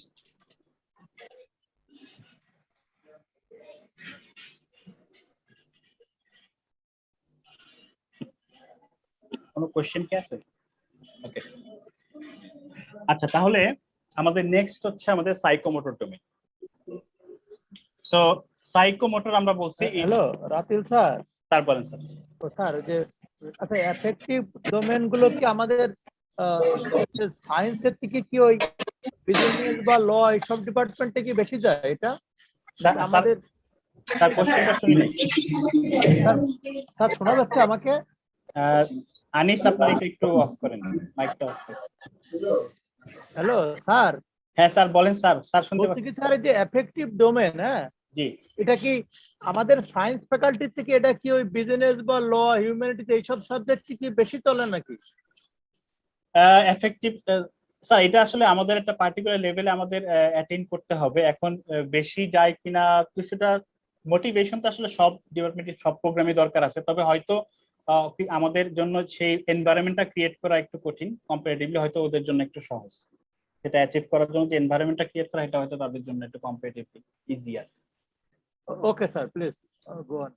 আচ্ছা, সাইকোমোটর ডোমেইন হচ্ছে আমাদের জন্য, সাইকোমোটর হচ্ছে related to one's physical skill. হ্যাঁ, ফিজিক্যাল যত মুভমেন্ট আছে, ফিজিক্যাল যত অ্যাক্টিভিটি আছে, এই সবগুলোকে কিন্তু আমরা সাইকোমোটরের ভিতরে ফেলে দিব। সো ফর এক্সাম্পল, যেমন আমরা physical skill such as coordination, manipulation, applying strength, যে কোনো কিছু, হ্যাঁ, অ্যাপ্লাইং স্ট্রেংথ, স্পিড, হ্যাঁ, using tools, instruments, devices, writing, drawing, IT skills, experimenting, সবগুলা কিন্তু তার ফিজিক্যাল অ্যাক্টিভিটির সাথে related. So any outcome we set in the physical relating to physical activity, সেটাকে কিন্তু আমরা সাইকোমোটর ডোমেইনের সাথে রিলেট করতে পারি। এবং সাইকোমোটর ডোমেইন কিন্তু একইভাবে অ্যাফেক্টিভ ডোমেইনের মতো সাইকোমোটর অ্যাক্টিভিটি বা সাইকোমোটর মুভমেন্ট, বলে ফিজিক্যাল মুভমেন্ট বা এটারও কিন্তু কয়েকটা গ্রেডে ভাগ করা হয়েছে। ফর এক্সাম্পল, সবচেয়ে নিচের গ্রেড হচ্ছে পারসেপশন, দেন হচ্ছে সেট, দেন হচ্ছে গাইডেড রেসপন্স, দেন মেকানিজম, এরকম 7টা গ্রেডে এটাকে ভাগ করা হয়েছে। তাহলে নিচের লেভেলে যে গ্রেডগুলো আছে, এটার যে অ্যাক্টিভিটি আছে ফিজিক্যাল অ্যাক্টিভিটি, উপরের লেভেলে অ্যাক্টিভিটি কিন্তু আরো হায়ার, আরো ইন্টেন্স, আরো কমপ্লেক্স, ঠিক আছে? সো এটার কিন্তু 7টা ভাগে ভাগ করা হয়েছে এবং আমরা এটাকে এভাবে যদি আমরা ডেফিনিশন দেখি হয়তো আমাদের জন্য বোঝা কঠিন। আমি এক্সাম্পল দিয়ে বোঝাবো আসলে এই 6টা জিনিস, 7টা জিনিস আসলে কি এবং অ্যাকচুয়ালি কোথায় আমরা এটাকে অ্যাচিভ করছি এবং কোথায় আমরা নতুন ভাবে এটা অ্যাচিভ করতে পারি। সো প্রত্যেকটা এই অ্যাক্টিভিটির জন্য, প্রত্যেকটা সাইকোমোটর ডোমেইনে প্রত্যেকটা অ্যাক্টিভিটির সাথে রেলিভেন্ট কিছু অ্যাকশন ভার্ব আছে। এই অ্যাকশন ভার্বগুলো হচ্ছে মূলত অ্যাসেসমেন্ট করার জন্য। যখনই এই অ্যাকশন ভার্বগুলো ইউজ করে আমরা কোনো আউটকাম তৈরি করব সাইকোমোটর ডোমেইনে, সেটা কিন্তু আমরা অ্যাসেস করতে পারবো। এবং এই অ্যাকশন ভার্ব যদি আমরা ইউজ না করি তাহলে কিন্তু সেটা দেখা যাবে তার সেই সাইকোমোটর অ্যাক্টিভিটিটা কিন্তু অবজারভেবল হবে না এবং সেটা কিন্তু মেজার করা যাবে না বা অ্যাসেস করা যাবে না। হ্যাঁ, তাহলে এই অ্যাকশন ভার্বগুলো মূলত, অ্যাকশন ভার্বের কাজ হচ্ছে যে ওই পার্টিকুলার ডোমেইনের মধ্যে এই অ্যাকশন ভার্বগুলো দিয়ে যদি আমি কোনো আউটকাম তৈরি করি, তাহলে ওই আউটকাম, ওই অ্যাকশনটা, ওই স্কিলটা বা ওই ফিজিক্যাল অ্যাক্টিভিটিটা কিন্তু আমরা অবজার্ভ করতে পারবো এবং আমরা মেজার করতে পারবো অ্যাজ এ টিচার, অ্যাসেস করতে পারবো। তাহলে সর্বপ্রথম হচ্ছে আমরা দেখছিলাম পারসেপশন। তো পারসেপশনটা কি আমরা একটু বুঝি। পারসেপশনটাকে যদি আমরা বটম লাইনটাকে বলি, একটা সিঙ্গেল সেন্টেন্স যদি আমরা এটাকে ডাউনলোড করে নিয়ে আসি, তাহলে এটা হবে use of sense organs. So very lower level of psychomotor activity, physical activity, যে আমরা আমাদের সেন্স অর্গানগুলো ইউজ করছি। আমরা দেখতে পাচ্ছি, we are seeing, we are watching, we are listening, আমরা টেস্ট নিচ্ছি, আমরা ফুডের টেস্ট নিচ্ছি, হ্যাঁ, আমরা স্মেল নিচ্ছি। তো এই জিনিসগুলা কিন্তু একদম lower level of psychomotor activity. যেমন recognizes malfunction by sound of a machine. So a student will be able to recognizes the malfunction by sound of a machine. একটা মেশিনের সাউন্ড শুনে স্টুডেন্ট বুঝতে পারছে যে মেশিনটা ঠিকমতো কাজ করছে কি করছে না। So it's an example. তা এটা কিন্তু বোঝাচ্ছে যে সে শুনছে, শুনে সে রেসপন্স করছে। এটা কিন্তু তার ওই যে সে যে শুনছে is a type of using his sense organ. So is a type of perception, is a type of lower level of psychomotor activity. Then for example, relates taste of food to need for seasoning. সে ফুডটাকে taste করছে, এটা যেমন culinary যারা পড়ছে তাদের জন্য হয়তো একটা তার জন্য ভালো একটা, এটা একটা আউটকাম যে সে ফুডটা টেস্ট করে সেটাকে বুঝতে পারছে যে এটাকে আরো সিজনিং করা দরকার আছে। হ্যাঁ, সো ফুড টেস্ট করে বলতে পারছে এখানে কি আরো সিজনিং আমাদের প্রয়োজন আছে কিনা। যেমন relates music to a particular dance movement. So যারা এটা নিয়ে পড়াশোনা করছে তাদের জন্য, আমাদের সাথে অত রেলিভেন্ট না, যে আমরা সে মিউজিক শুনছে এবং শুনে কিন্তু সে তার ড্যান্স মুভমেন্টকে সে বুঝতে পারছে যে এই মিউজিকের সাথে কোন ড্যান্স মুভমেন্টটা অ্যাপ্রোপ্রিয়েট হবে এবং যাবে। সো এই যে তার সেন্স অর্গানগুলো ইউজ করছে, সে শুনছে, টেস্ট করছে এবং দেখছে। সো এই বিষয়গুলো যদি সে আমরা কোনো সেট করি, এই বিষয়গুলো যদি সে করে, তাহলে আমরা বলবো it's a lower level of psychomotor activity, lower level of physical activity. So so তার মানে কি, তার মানে এই যে আমরা শোনা, দেখা এবং বলা, হ্যাঁ, এই জিনিসটা কিন্তু আমাদের P1 এর সাথে রিলেটেড। সো এই জিনিসটা আমরা মানে আমরা এই যে শুনতেছি, বলতেছি, ফুড খাবার মানে খাবারের মধ্যে স্বাদ হয়নি বা লবণ হয়নি, সো এই বিষয়টা কিন্তু একটা সাইকোমোটর অ্যাক্টিভিটি। সো এটা P1 এর সাথে related. So let's don't try this at home. So হয়তো আমাদের ওয়াইফ যেখান থেকে গ্রাজুয়েট করছে হয়তো সেখানে তখন ওইটা W অ্যাক্টিভিশন ছিল না, এই জন্য তারা হয়তো P1 পায়নি। সো যদি বাসায় সলভ না হয় তাহলে please don't try this, don't response. Okay, so then say P2 is basically is more higher level of physical activity. তাহলে এটাকে যদি আমরা একটা বটম লাইনে ডাউনলোড করি, তাহলে এটাকে বলছি আমরা mental, physical and emotional readiness to act. হ্যাঁ, মেন্টাল, ফিজিক্যাল এবং ইমোশনাল রেডিনেস টু অ্যাক্ট। তাহলে আগেরটার থেকে এটা কিন্তু আরো higher level of physical activity বোঝাচ্ছে। যেমন he knows the mechanical sequence of steps in varnishing wood. হ্যাঁ, এটা একটা এক্সাম্পল। তাহলে এখানে তার কিন্তু যে এখানে ফিজিক্যাল অ্যাক্টিভিটি গুলা কিন্তু আর হায়ার লেভেলে। তারপর যেমন demonstrates proper bodily stance for batting a cricket ball. সে কিন্তু ব্যাটিং কিভাবে করতে হবে তার যে প্রপার বডিলি স্টান্স জানা দরকার, সেই জিনিসটা কিন্তু সে জানে। তার মানে সে মেন্টালি রেডি, সে ফিজিক্যালি রেডি, সে ইমোশনালি সে রেডি। তারপর যেমন সে desire to type efficiently by placement of hands and body. হ্যাঁ, তার মানে সে টাইপ করার জন্য যে তার ফিজিক্যাল অ্যাক্টিভিটির জন্য যে তার কোয়ালিফিকেশন দরকার, তার রেডিনেস দরকার, সেই রেডিনেস কিন্তু তার আছে। সো এটা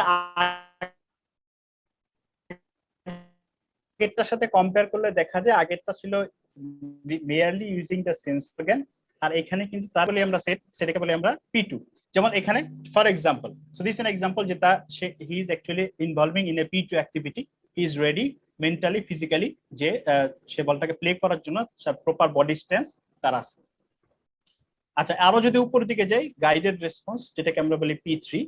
সো P3 তে হচ্ছে বেসিক্যালি এটা হচ্ছে আর্লি স্টেজ লার্নিং, এটাকে আমরা বলি act by imitation, act by trial and error. এটা সে এই লেভেলে P3 তে অ্যাকচুয়ালি সে যে ফিজিক্যাল অ্যাক্টিভিটি গুলো করবে এটা হবে আন্ডার গাইডেন্স, এটা কারো গাইডেন্স হবে, that's why it's called a guided response. এটা ইমিটেশনের মাধ্যমে, যে ট্রায়াল এন্ড এররের মাধ্যমে হবে। যেমন পারফর্মস এ গলফ সুইং অ্যাজ ডেমনস্ট্রেট, ঠিক আছে, মানে যেভাবে তাকে দেখানো হচ্ছে সে কিন্তু সেভাবে রেসপন্স করছে। তারপর যেমন applies first aid bandage as demonstrated, তাকে যেভাবে দেখানো হয়েছে সে কিন্তু সেভাবে তার ফিজিক্যাল অ্যাক্টিভিটি গুলো করছে। সো এখানে is a guided response.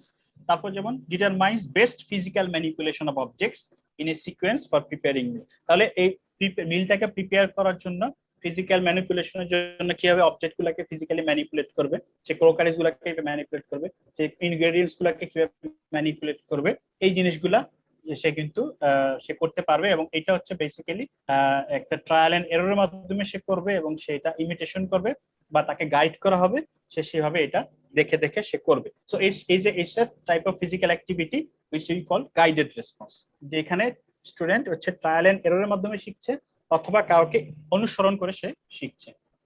For example যদি আমরা বলি ট্রিপলিতে যদি বলি, তাহলে আমাদের টিচার হয়তো ল্যাবে সে একটা এক্সপেরিমেন্ট সে দেখিয়ে দিচ্ছে, এবং সে টিচারের গাইড অনুযায়ী সে কিন্তু ওই মেশিনটাকে সে হয়তো অপারেট করছে ল্যাবের মধ্যে, ঠিক আছে। তাহলে এই যে তার অ্যাক্টিভিটিটা, এই অ্যাক্টিভিটিটা কিন্তু আমরা সাইকোমোটর P3 এর সাথে আমরা বলতে পারি she is achieving basically P3 in the psychomotor domain.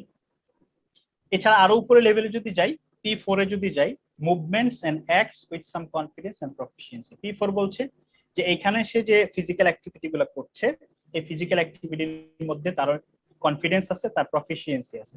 He is doing with some confidence and proficiency. For example, he is writing very smoothly and legibly, পরিষ্কারভাবে সে লিখতে পারছে। এবং he sets up the laboratory equipment, যেটা আমাদের সাথে relevant, the laboratory ইকুইপমেন্টটা সে ল্যাবরেটরি সেটআপটা সে করতে পারছে। হ্যাঁ, he is operating a slide projector, সে একটা slide projector for example operate করতে পারছে। হ্যাঁ, is demonstrate a simple dance step.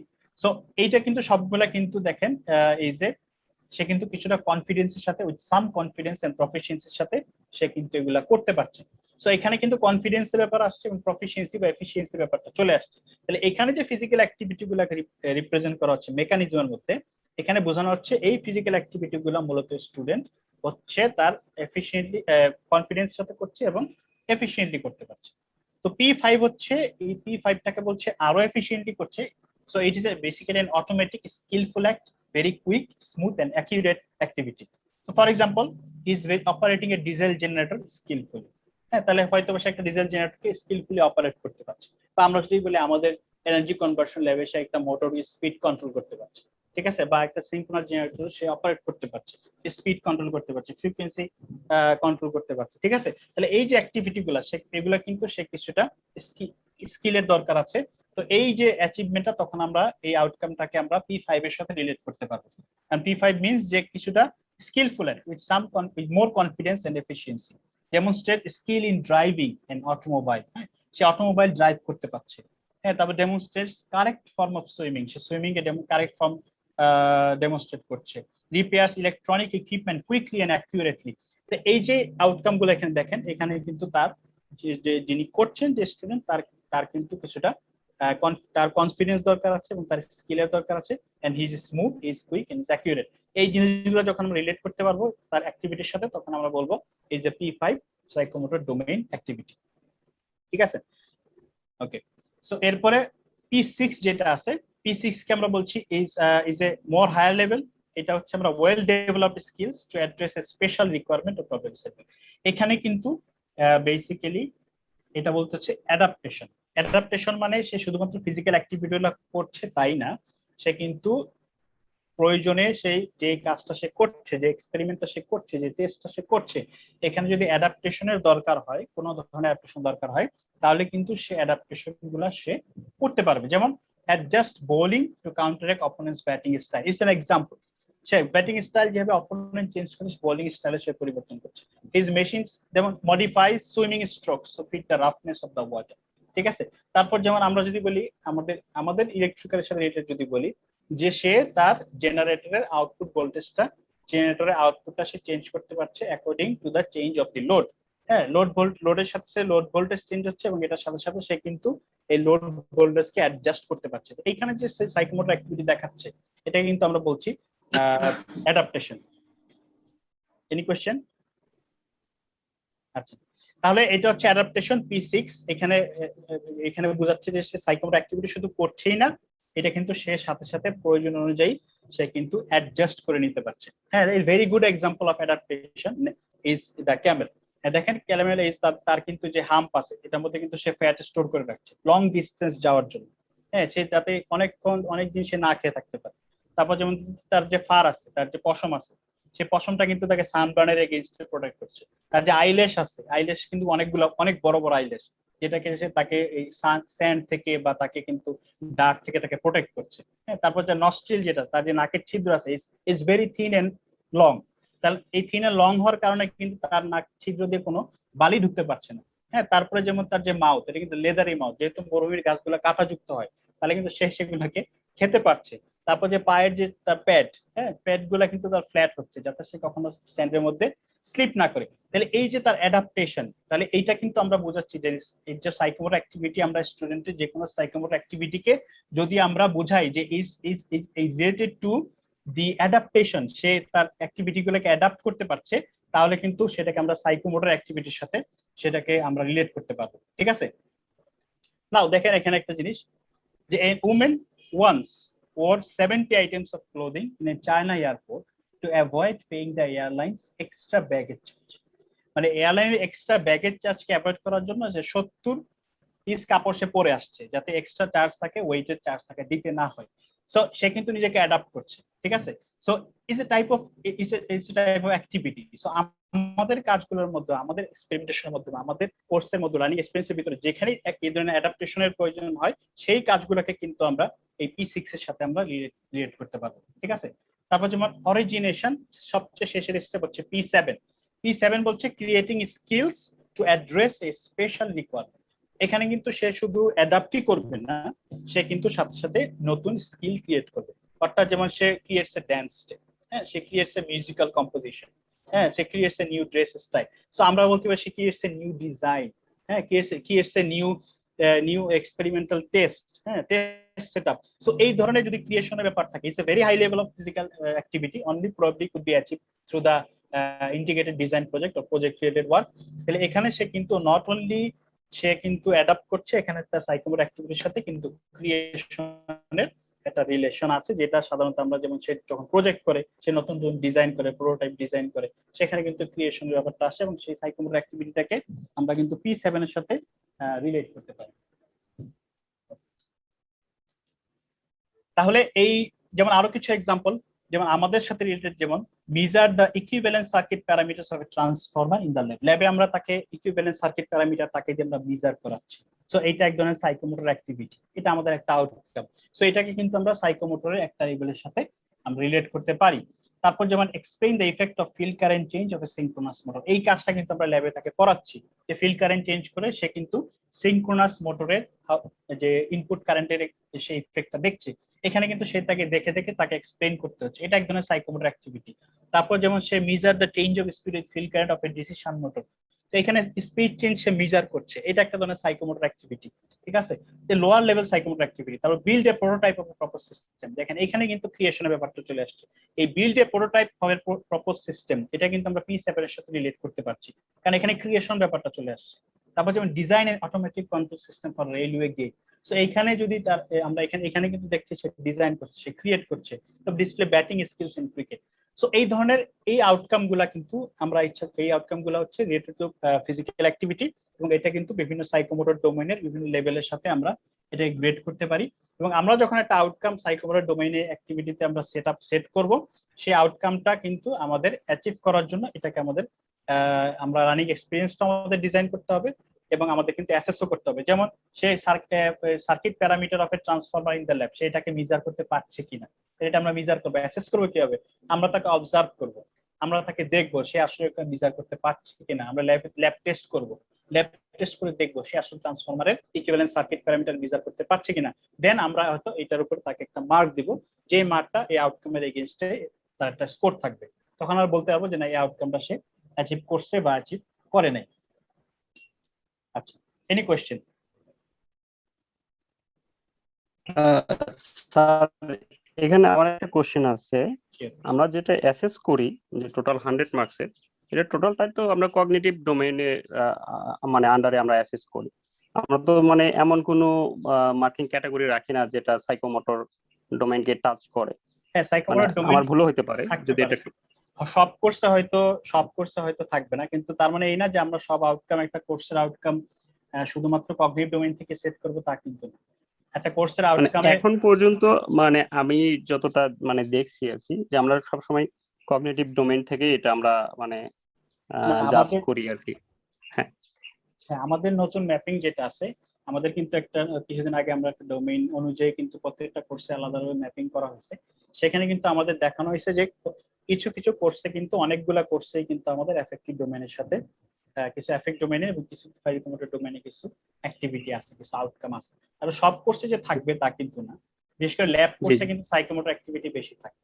হ্যাঁ, তারপর যেমন জি, thank you. Student is attending the class, it's a type of কিন্তু effect in the effective domain activity. সে যে একটা ক্লাসে অ্যাটেন্ড করছে, সেটা কিন্তু আমরা একটা সাইকোমোটর এফেক্টিভ ডোমেইনের সাথে রিলেট করতে পারি। ইটস টাইপ অফ মোটিভেশন, এটাই কিন্তু আমরা একটা আউটকাম হিসেবে সেট করতে পারি। আচ্ছা, এনি আদার কোশ্চেন? ছোট একটা কোশ্চেন, হ্যালো সেটা হচ্ছে Russell sir, sure sir. Russell sir sir একটা বলেন ছোট্ট স্যার। কোশ্চেন। ওই আমাদের এই থিওরি কোন কোর্সে সাইকোমোটর কি স্কিল আসবে না? সবই কি ল্যাব কোর্স থেকে আসবে? না, সবই স্যার, সবই সে ল্যাব কোর্স থেকে আসবে তা না, কিন্তু ল্যাব কোর্সের সাথে আপনি যদি দেখেন, ল্যাব কোর্সে কিন্তু সাইকোমোটর অ্যাক্টিভিটিটা আমাদের Yes, বেশি sir. আছে। অনেক থিওরি কোর্সেও থাকবে, যেমন ট্রিপলি for example project and thesis course, integrated design, এখানে কিন্তু অনেক সাইকোমোটর অ্যাক্টিভিটি থাকে। সাইকোমোটর আসবে। বা অন্য কোনো কোর্সে যদি কোনো প্রজেক্ট লেভেলে কোনো কাজ থাকে বা কোনো এক্সপেরিমেন্টেশন থাকে বা কোনো ফিল্ড ওয়ার্ক থাকে, সেখানেও কিন্তু সাইকোমোটর অ্যাক্টিভিটি থাকে। রাতিল স্যার আমি স্যার রাতিল স্যার আমি কি এক মিনিট একটু ইনপুট দিব? Sure sir, sure sir.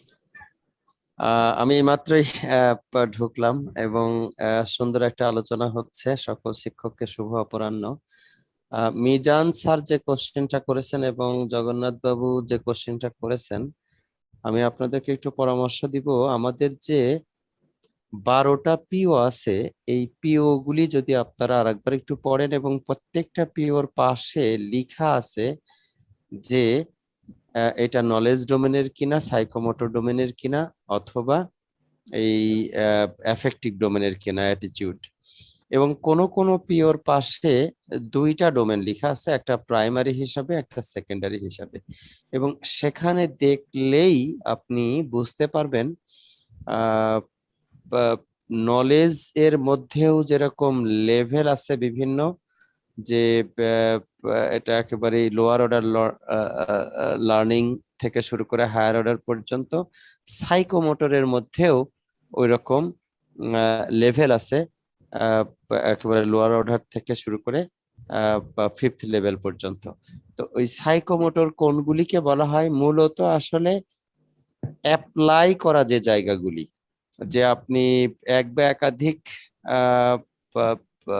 সাবজেক্টের বা একই কোর্সের বিভিন্ন থিওরি অ্যাপ্লাই করে এক জায়গায় করে কোনো একটা জিনিস ডিজাইন করতে হয়, ইমপ্লিমেন্ট করতে হয়, অ্যানালাইজ করতে হয়, এই জায়গাগুলি যেখানে যেখানে টাস্ক করে ইভালুয়েট করতে হয়। তারপর ধরেন কখনো কখনো আমাদের টিচাররা কোশ্চেন করে এরকম, একটা সিনারিও তুলে দেয়, দিয়ে বলে যে তুমি কি মনে করো যে এটা হওয়া সম্ভব, জাস্টিফাই ইওর অ্যান্সার। তার মানে হলো যে ও যে অ্যান্সার দিবে, ইয়েস বললে ইয়েস বলবে, নো বললে নো বলবে, কিন্তু কেন নো সেটা সে জাস্টিফাই করবে, কেন ইয়েস সেটা সে জাস্টিফাই করবে।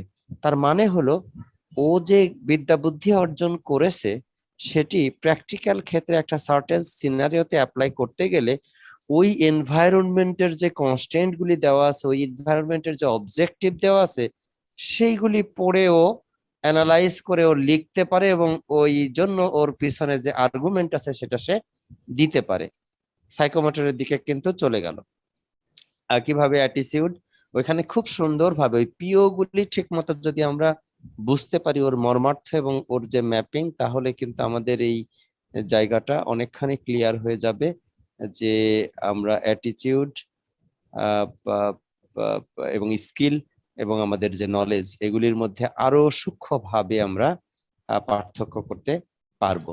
তবে এইটা ঠিক, অনেকগুলি জায়গা আছে যেখানে নলেজ সাইকোমোটর ওভারল্যাপিং অথবা সাইকোমোটর এবং অ্যাটিটিউড ওভারল্যাপিং, এইটা পার্থক্য করতে গিয়ে আবার নিজেকে ওই কমপ্লেক্স সিচুয়েশনে ফেলে দেওয়া যাবে না যে এইটা কেন সাইকোমোটরে যাবে না, এটা তো নলেজেও যেতে পারে, একদম হার্ড একটা পয়েন্ট নিয়ে বসে থাকা যাবে না। তবে ডেফিনেটলি গ্রেডিয়েন্ট আছে, বেশিরভাগ সাইকোমোটর মানে প্রাইমারিলি সাইকোমোটর, বাট কিছু নলেজ আছে, আবার কিছু আছে দেখা যাচ্ছে যে নলেজের সংখ্যা বেশি, সাইকোমোটরের পরিমাণ কম। বাট ওই মেজর এরিয়া যেখানে টাচ করে, যে জায়গাটাকে টাচ করে, তার উপরে ভিত্তি করে যদি আমরা আমাদের চিন্তা চেতনাটাকে অ্যালাইন করি, তাহলে আমার মনে হয় বুঝতে আমাদের সুবিধা হবে। ধন্যবাদ।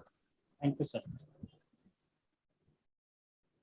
আচ্ছা, আর কোনো হ্যাঁ, ছোট্ট একটা জিনিস জানার ছিল স্যার, সেটা হচ্ছে আমাদের যে এফেক্টিভ ডোমেন এবং সাইকোমোটর যতগুলো ডোমেন দেখানো হলো, আমাদের কি প্রত্যেকটা প্রোগ্রামের ক্ষেত্রে, আমি ট্রিপলির কথাই বলবো, যে ট্রিপলির ক্ষেত্রে কি কোনো না কোনো কোর্স দিয়ে কোনো না কোনো ডোমেন নিয়ে আমরা আসলে রিচ করতে পারবো? প্রশ্নটা বুঝি নাই। মানে স্যার মনে করেন যে সাইকোমোটরে আমাদের 6টা ডোমেন আছে, সো আমাদের প্রোগ্রাম দিয়ে কি আমরা আমাদের 6টা ডোমেনকেই রিচ করতে পারবো? না, ডোমেন না, লেভেল আছে। সরি, লেভেল আছে, লেভেল হ্যাঁ, ডোমেন বলতেছি, আমি লেভেল আছে। বলি ওই লেভেল গুলি আরেকটু ভালো করে তোমরা আলোচনায় নিয়ে আসো। ওখানে দেখবা যে পিএইচডি প্রোগ্রাম পর্যন্ত কতগুলি জিনিস আছে, পিএইচডি প্রোগ্রাম যেরকম এই নতুন জিনিসের ইনোভেশন করতে হবে, হাইয়েস্ট লেভেলে এইটা আছে। আমার একটা আন্ডার গ্রাজুয়েটের ছেলে এরকম নতুন জিনিসের ইনোভেশন, এই ধরনের জিনিস নাও করতে পারে। হ্যাঁ, কাজেই একেবারে হাইয়েস্ট লেভেল পর্যন্ত সব জায়গাটাতে আমরা অ্যাচিভ করে ফেলবো সেটা না, বাট ডেফিনেটলি আন্ডার গ্রাজুয়েটের স্টুডেন্টদের জন্য যে অ্যাচিভমেন্টের যে লেভেল পর্যন্ত আছে সেটি আমরা অবশ্যই টাচ করতে হবে, থাকতে হবে, আমাদেরকে দেখাইতে হবে যে আমরা এইভাবে এইগুলি কে টাচ করতেছি। এবং গতদিন ওই যে প্রফেসর আজাদ একটা সেশন নিতেছিল, সেইখানে C1 to C6, তারপরে অ্যাটিটিউডের A1 to A5 এবং স্কিলের যে কত 7 পর্যন্ত মনে হয়, এই প্রত্যেকটার যে কোনটা কোন ধরনের লেভেলকে মেনটেন করে তার একটা mapping দেখাইতেছিল।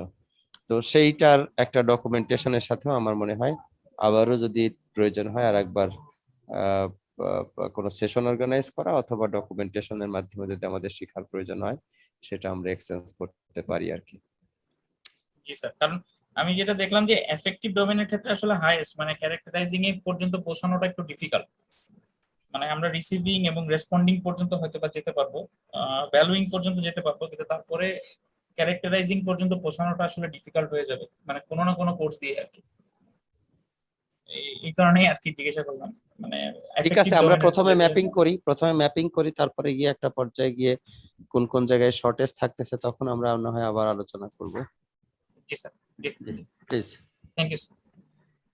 Okay, thank you sir. Thank you sir for joining. তাহলে আমরা আমাদের একটা কুইজ 3 আছে, কুইজ 3 এর মধ্যে একইভাবে আমাদের 5টা কোয়েশ্চেন থাকবে এবং 5টা কোয়েশ্চেনকে আপনাদের এফেক্টিভ এবং সাইকোমোটর ডোমেইনে যে বিষয়গুলো আমরা আলোচনা করলাম মূলত সেই ধরনের রিলেটেড কোয়েশ্চেন থাকবে এবং প্রতিটা কোয়েশ্চেন আনসার জন্য 30 সেকেন্ড সময় থাকবে। তো আপনারা জয়েন করতে পারেন, উপরে কোড দেওয়া আছে www.menti.com 390805।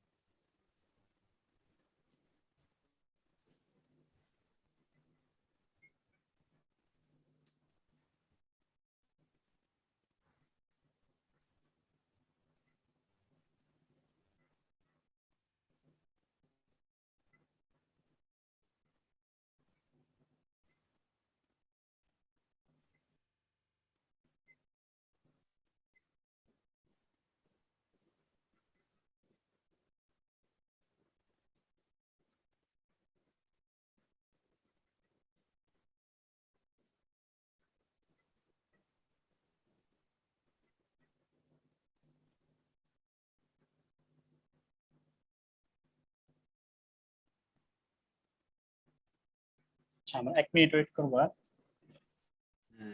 গতবার তো 21 জন হয়েছিল না? হ্যাঁ স্যার, 22 জন।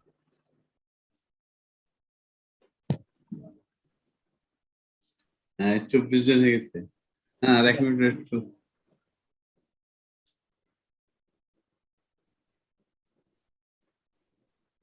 ও গেল কই? ঠিক আছে, থ্যাংক ইউ, আমরা শুরু করব।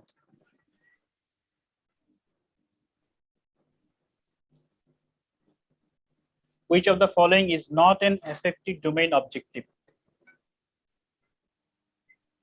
Responding, valuing, creating, characterization, organization.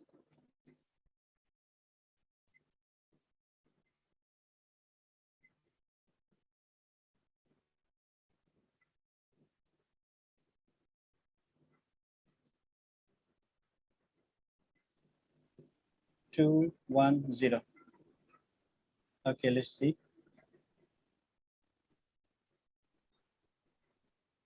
Okay, 10 people has correctly answered the questions. Okay, the correct answer is creating. It's a domain in the cognitive level in the cognitive domain. It's a cognitive domain objective. Question 2.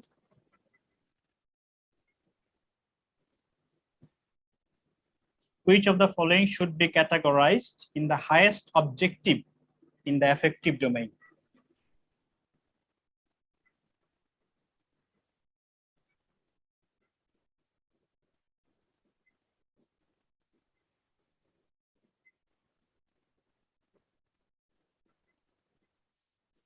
It's probably quite difficult. 3, 2, 1. Okay. Okay, the correct question is comply with the code of ethics, which you basically need a very high level of motivation. And we know affective domain relates to the motivation of the student. So complete code of ethics এর সাথে যদি comply করতে হয় তা কিন্তু very high level of motivation দরকার আছে।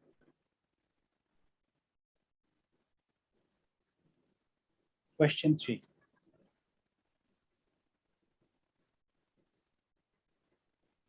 Which of the following should be categorized in the highest level in psychomotor domain?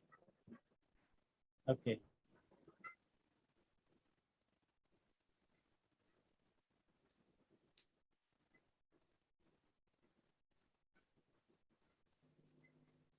It's quite easy, I think, if you can remember the psychomotor domain objectives.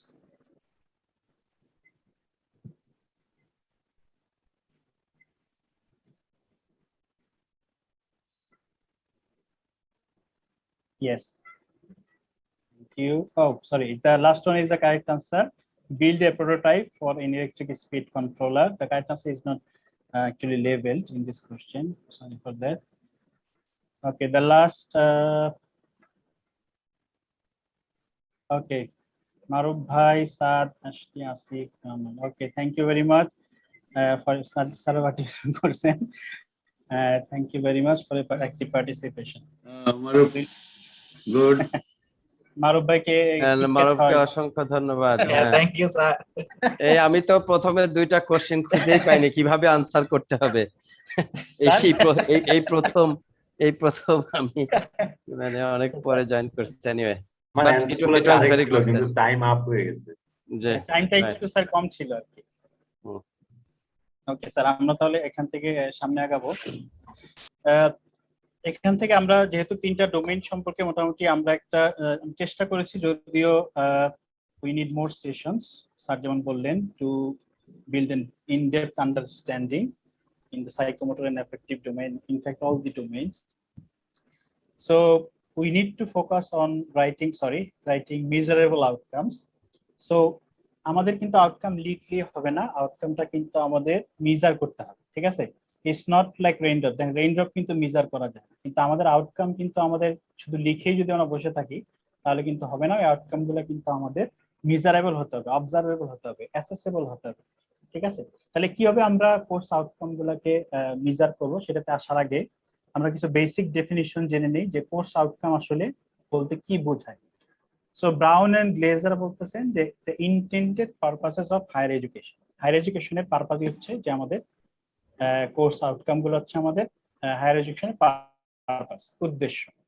তারপর বলছে Mackie বলছে define what students should be able to demonstrate or represent at the end of A course, A class session or so on.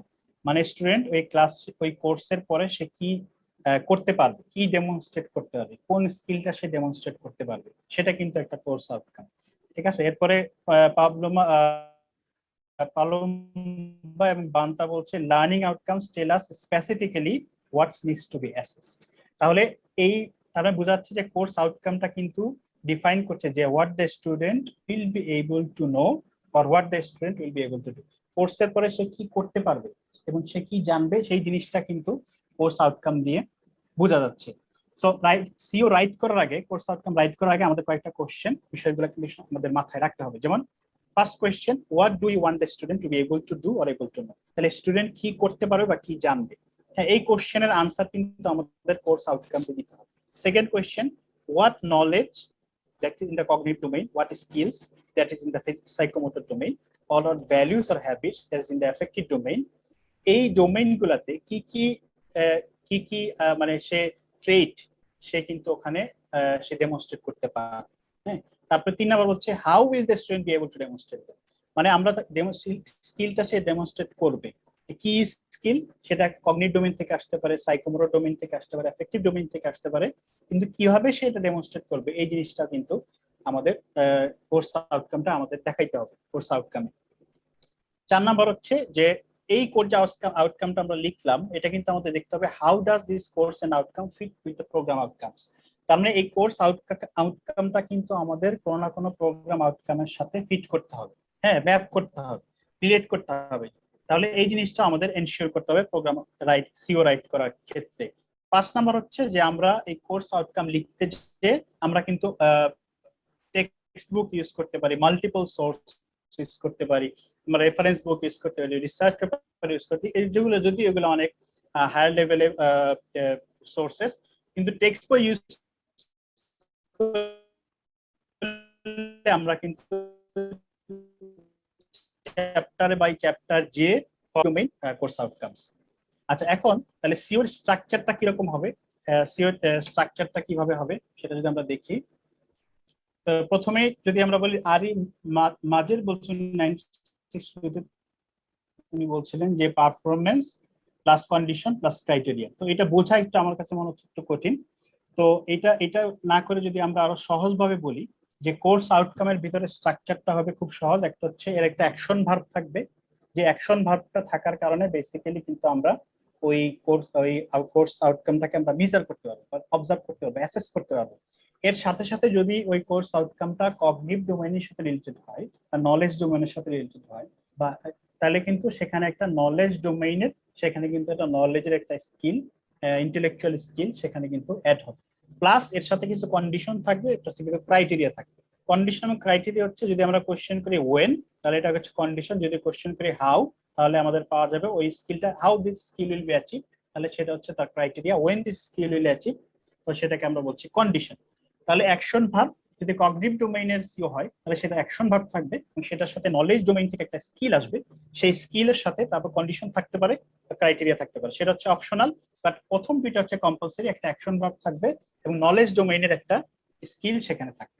এখন যদি এটা যদি knowledge domain থেকে আমাদের সিওটা না হয়, সিওটা যদি আমাদের আউটকামটা যদি হয় আমাদের সাইকোমোটর ডোমেইন থেকে, তাহলে সে অ্যাকশন ভার্বের সাথে সেখানে একটা স্কিল থাকবে, সাইকোমোটর ডোমেইন থেকে একটা স্কিল থাকবে, তার সাথে কন্ডিশন থাকবে এবং তার সাথে ক্রাইটেরিয়া থাকবে।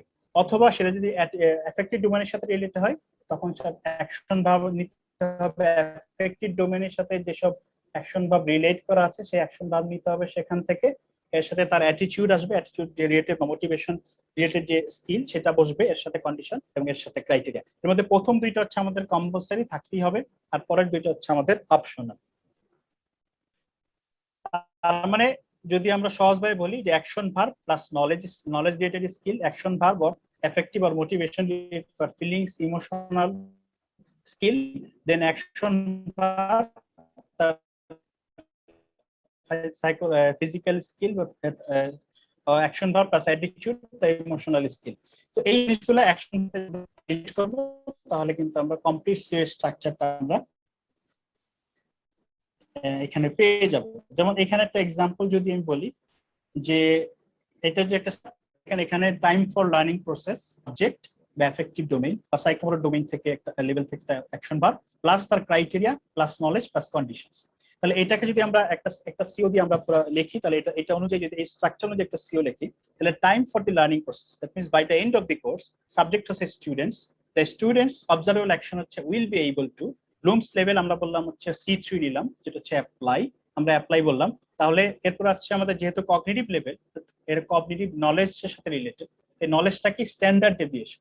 হ্যাঁ, তাহলে he will be apply using case studies, এটা হচ্ছে তার ক্রাইটেরিয়া। কিভাবে অ্যাপ্লাই করবে? How, using case studies. কি অ্যাপ্লাই করবে? What knowledge, standard deviation. তাহলে by the end of this course the students will be able to apply C3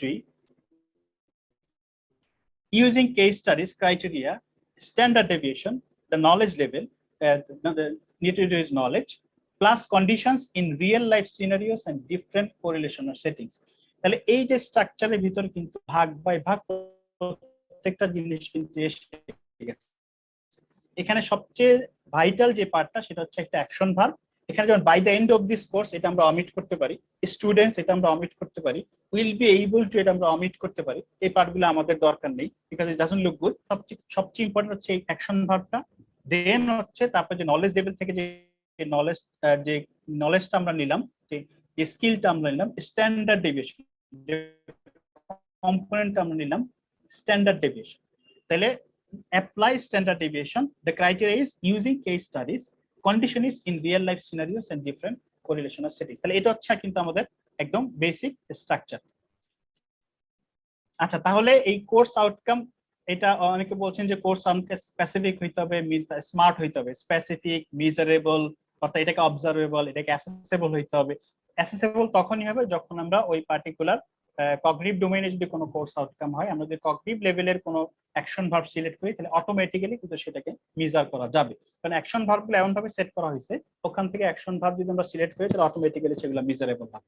তারপর দেখতে হবে কোর্স আউটকামটা আসলে অ্যাটেইনেবল কিনা। আমরা যে সময় দিচ্ছি স্টুডেন্টদেরকে, কোর্সের মধ্যে যে সময় দিচ্ছি 2 মাস 3 মাস, প্রজেক্টের জন্য যে সময় দিচ্ছি, সেই সময়ের ভিতরে কিন্তু এটা অ্যাটেইনেবল হতে হবে, প্র্যাকটিক্যাল হতে হবে, মানে ভেরি হাই অ্যাম্বিশিয়াস হতে পারবে না।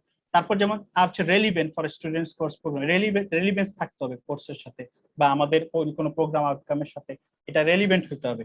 এবং এটাকে টাইমের দিকে আমাদের খেয়াল রাখতে হবে যে এই টাইমের মধ্যে এই কোর্স আউটকাম বা এই টার্গেটটা স্টুডেন্টরা আসলে অ্যাচিভ করতে পারবে কিনা। It should be practical, not too high, very high ambitious যদি হয় তাহলে কিন্তু সেটা অ্যাচিভ করা যাবে না।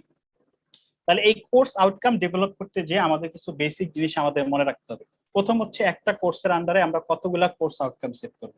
তো একটা কোর্সের আন্ডারে কতগুলা কোর্স আউটকাম সেট করব, এটা বলছে যে নাম্বার অফ সিওস। এখানে সূত্রটা হচ্ছে যে number of COs should not be too small, কারণ যদি নাম্বার অফ সিও খুব কম হয়, যে একটা বা দুইটা হয়, তাহলে কিন্তু দেখা যাবে একটা বা দুইটা সিও দিয়ে আমরা কিন্তু কোর্সের কন্টেন্টটাকে পুরোপুরি কভার করতে পারবো না। কোর্সের যে কোর্স থেকে যে আমরা রেজাল্ট চাচ্ছি, যে আউটকাম চাচ্ছি, যে টার্গেট বা স্কিল সেট আমরা চাচ্ছি, সেটা কিন্তু অ্যাচিভ করা সম্ভব না। হয়তো দেখা যাবে দুইটা সিও দিয়ে আমরা সেটাকে বা একটা সিও দিয়ে আমরা কিন্তু সেটাকে টার্গেট করতে পারবো না, অ্যাচিভ করতে পারবো না। আবার যদি কোর্সের আউটকাম অনেক বেশি হয়, যদি অনেক বেশি হয়, তাহলে কিন্তু সেটা মেজার করতে গেলে, অ্যাসেস করতে গেলে আমাদের অনেক কমপ্লেক্সিটি চলে আসবে। সো নর্মাল হচ্ছে এটা 4 থেকে 8টার মধ্যে থাকবে, কেউ বলছে 3টা থেকে 6টার ভিতর থাকবে। In general it should be in number 4 to 8 or 3 to 5। Second হচ্ছে যেটা আমরা বললাম যে টু মেনি সিও যদি হয়, তাহলে সেটা অ্যাটেইনমেন্টটাকে অনেক কম্পিটিশনটাকে কমপ্লেক্স করে দিবে, মেসি করে দিবে। 3 নাম্বার হচ্ছে যে আমাদের একটা কোর্স আউটকামের ভিতরে কিন্তু একটা অ্যাকশন ভার্ব থাকতে হবে। It's a very general. একটা কোর্সের ভিতরে একটা কোর্স আউটকামের ভিতরে একটা অ্যাকশন ভার্ব থাকবে। নাম্বার 3। নাম্বার 4, যে এখানে যে সিও স্টেটমেন্টটা লেখা হবে, সেই সিও স্টেটমেন্টটা অফকোর্স মেজারেবল হইতে হবে। মেজারেবল মানে হচ্ছে এটা অবজারভেবল, তো একটা টিচার এটাকে অবজার্ভ করতে পারবে। যদি অবজার্ভই করতে না পারে, তাহলে অ্যাসেস করবে কিভাবে? So it should be observable and it should be assessable. এটা তখনই অবজারভেবল হবে বা তখনই অ্যাসেসেবল হবে যদি আমরা এই যে অ্যাকশন ভার্বটা যে আমাদের বলা আছে, অ্যাকশন ভার্বটা যদি আমরা যে অ্যাকশন ভার্বটা আমাদের প্রত্যেকটা ডোমেইনের আন্ডারে যে অ্যাকশন ভার্বগুলো সাজেস্ট করা আছে, রিকমেন্ড করা আছে, ওই অ্যাকশন ভার্বগুলো যদি আমরা ইউজ করি, তাহলে অটোমেটিক্যালি এটা মেজার করা যাবে। এবং এটাকে কিন্তু আমাদের সবসময় স্টুডেন্ট পার্সপেক্টিভ থেকে লিখতে হবে। যে স্টুডেন্ট পার্সপেক্টিভটা কি, যদি আমরা প্রথমে এই বিষয়টাকে বসাই, যে কোনো কোর্স আউটকামের সামনে এটা বসাই, the students will be able two, তাহলে এই students will be able to বলে বাকিটা যদি আমরা বসাই এবং if it does make sense, তাহলে আমরা বলবো যে এটা কিন্তু স্টুডেন্টের পার্সপেক্টিভ থেকে লেখা হয়েছে। অথবা যদি আমরা বলি যে teacher will be able to, তারপরে যদি যেটা আছে সেটা যদি আমরা বসাই এবং সেটা যদি এটার সাথে রেলিভেন্ট হয়, তখন আমরা বলবো সেটা হচ্ছে টিচারের পার্সপেক্টিভ থেকে কোর্স আউটকামটা লেখা হয়েছে। তো আমরা যে কোর্স আউটকামটা তৈরি করবো, অবশ্যই কিন্তু এটা স্টুডেন্ট পার্সপেক্টিভ থেকে লিখতে হবে। অর্থাৎ the students will be able to, তারপরে কোর্স আউটকাম যদি আমরা বসাই, then it will make some sense, it will be attainable. তারপর বলছে যে কোর্স আউটকামটা আমরা লিখবো, it should not be too abstract, এটা বা টু স্পেসিফিক, এটা খুব জেনারেলাইজ স্টেটমেন্ট হবে। তো এই জেনারেলাইজেশনের ব্যাপারটা চলে আসে যখন আমরা খুব লো নাম্বার অফ কোর্স আউট, যখন একটা বা দুইটা সিও দিয়ে যদি আমরা মনে করেন একটা কোর্সের আমাদের সিলেবাস অনেক বেশি টপিক আমাদের কভার করতে হয়, তো সেখানে যদি একটা বা দুইটা সিও দিয়ে আমরা কভার করতে যাই, দেখা যায় সেখানে কিন্তু আমাদের সিওটা হয়ে যায় ভেরি জেনারেলাইজ।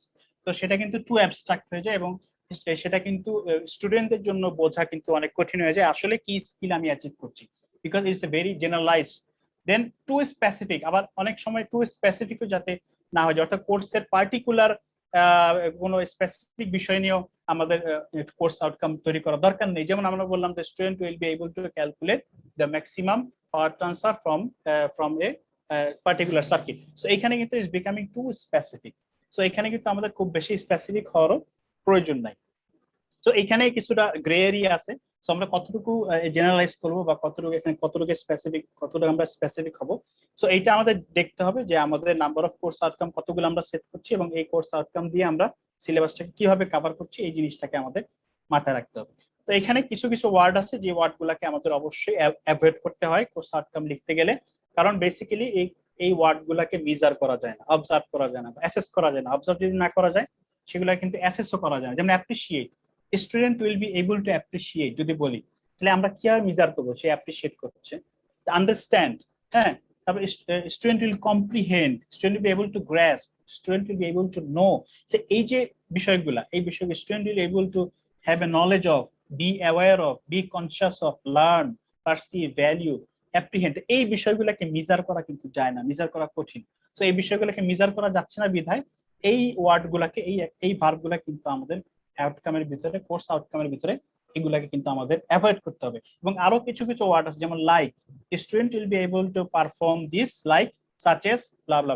এই সাচ এর শব্দটাকে অ্যাভয়েড করার কারণ হলো এই ভ্যারিয়াস, ডিফারেন্ট, এই শব্দগুলোকে অ্যাভয়েড করতে বলা হচ্ছে, কারণ হচ্ছে ইট ক্রিয়েট সাম অ্যাম্বিগুইটি, মানে এটা ভ্যাগনেস ক্রিয়েট করছে। ভ্যারিয়াস যদি আমি বলি যে student will learn various methods, এখন এই ভেরিয়াস মেথড কি কি এটা কিন্তু টিচার জানে, বাট স্টুডেন্ট কিন্তু জানে না কোন মেথড সে লার্ন করছে।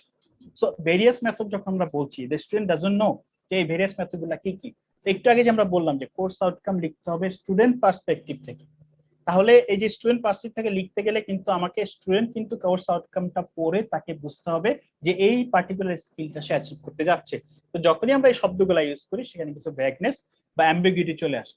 এবং এখানে আরেকটা জিনিস খেয়াল রাখতে হয় যে অনেক সময় কোর্স আউটকাম লিখতে যদি আমরা টেক্সট বুকের চ্যাপ্টার গুলো বসি, যেহেতু আমি বললাম যে কোর্স আউটকাম লিখতে গেলে we have to go chapter by chapter through the syllabus, তাহলে আমরা কি যদি সরাসরি চ্যাপ্টারের হেডিং বসিয়ে দিই তাহলে কিন্তু চ্যাপ্টার হেডিং কিন্তু আমরা সিও হিসাবে আমাদের কাউন্ট করা যাবে না, কারণ it will become too abstract, too generalised.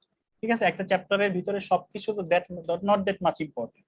So আমরা চ্যাপ্টার হেডিং বসিয়ে দিই তাহলে 99% ক্ষেত্রে কিন্তু এটা কোর্স আউটকামটা ভুল হবে।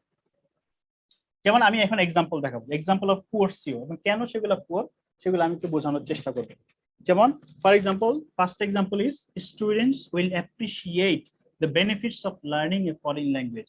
তাহলে আমি যদি জিজ্ঞাসা করি আপনাদেরকে যে এখানে এই যে বিষয়গুলো আমি ডিসকাস করলাম এই বিষয়গুলোর আলোকে এই কোর্স আউটকামের উইকনেসটা কি? Action verb.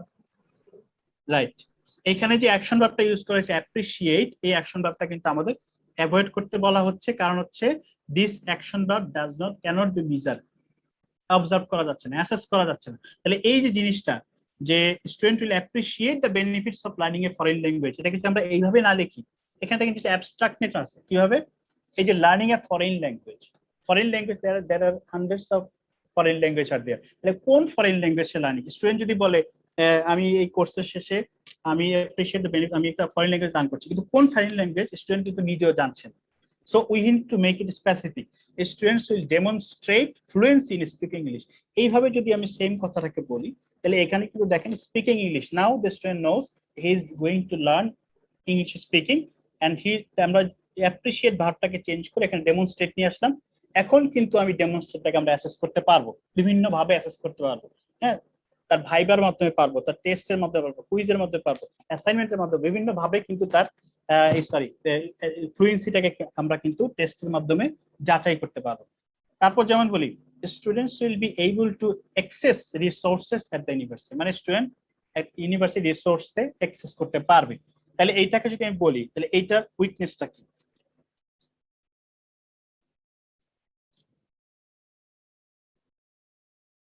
কেউ বলতে পারেন আপনার কারো যদি কোনো আইডিয়া থাকে কেন এটাকে, এটার উইকনেসটা কি? একটা উইকনেস কিন্তু খুব সহজ। এনিওয়ান? রিসোর্সেস টার্মটা ইউজ করা হয়েছে, এটা কোন রিসোর্সেস সেটা বলা হয়নি। রাইট স্যার, এটা একটা বিষয় যে রিসোর্সটা আসলে কোন ধরনের রিসোর্স, এবং সবচেয়ে বড় সমস্যা হচ্ছে যে students will be able to access resources in the university, এটা কিন্তু ইজ নট এ স্কিল। আমরা আগে বলছি কোর্স আউটকাম মানেই হচ্ছে is a skill, is A competency, is a target the students will be able to do or able to perform or able to know। তাহলে এটা কি স্কিল হলো? the students will be able to access resources is not a skill first of, এটা কোনো স্কিলের মধ্যে পড়ে না, so it cannot be a course outcome. কারণ এক রিসোর্সে, ইউনিভার্সিটি রিসোর্সে অ্যাক্সেস করা, it cannot be counted as a skill, as a competency. যদি আমরা সহজভাবে চিন্তা করি এটা কিন্তু আমরা কম্পিটেন্সি বলতে পারবো না। তারপর যেমন বলি students will develop problem solving skill. আচ্ছা, এখানে কি প্রবলেম আছে? এটার উইকনেসটা কি?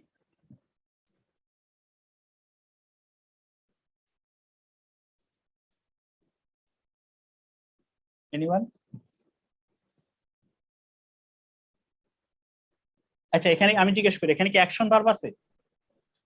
আপনারা যদি আপনাদের যাদের কিছুটা এক্সপেরিয়েন্স আছে অ্যাকশন ভার্ব নিয়ে, হ্যাঁ অ্যাকশন ভার্ব তো আছেই, ডেভেলপই তো একটা অ্যাকশন ভার্ব। রাইট, এখানে একটা অ্যাকশন ভার্ব আছে, তাহলে ওই দিক থেকে ঠিক আছে। Problem solving is dirty, sorry, হ্যাঁ ডার্টি 12 এর মধ্যে পড়ে স্যার ডেভেলপটা। C6 এ পড়ে, আচ্ছা, বা C3 তে পড়ে।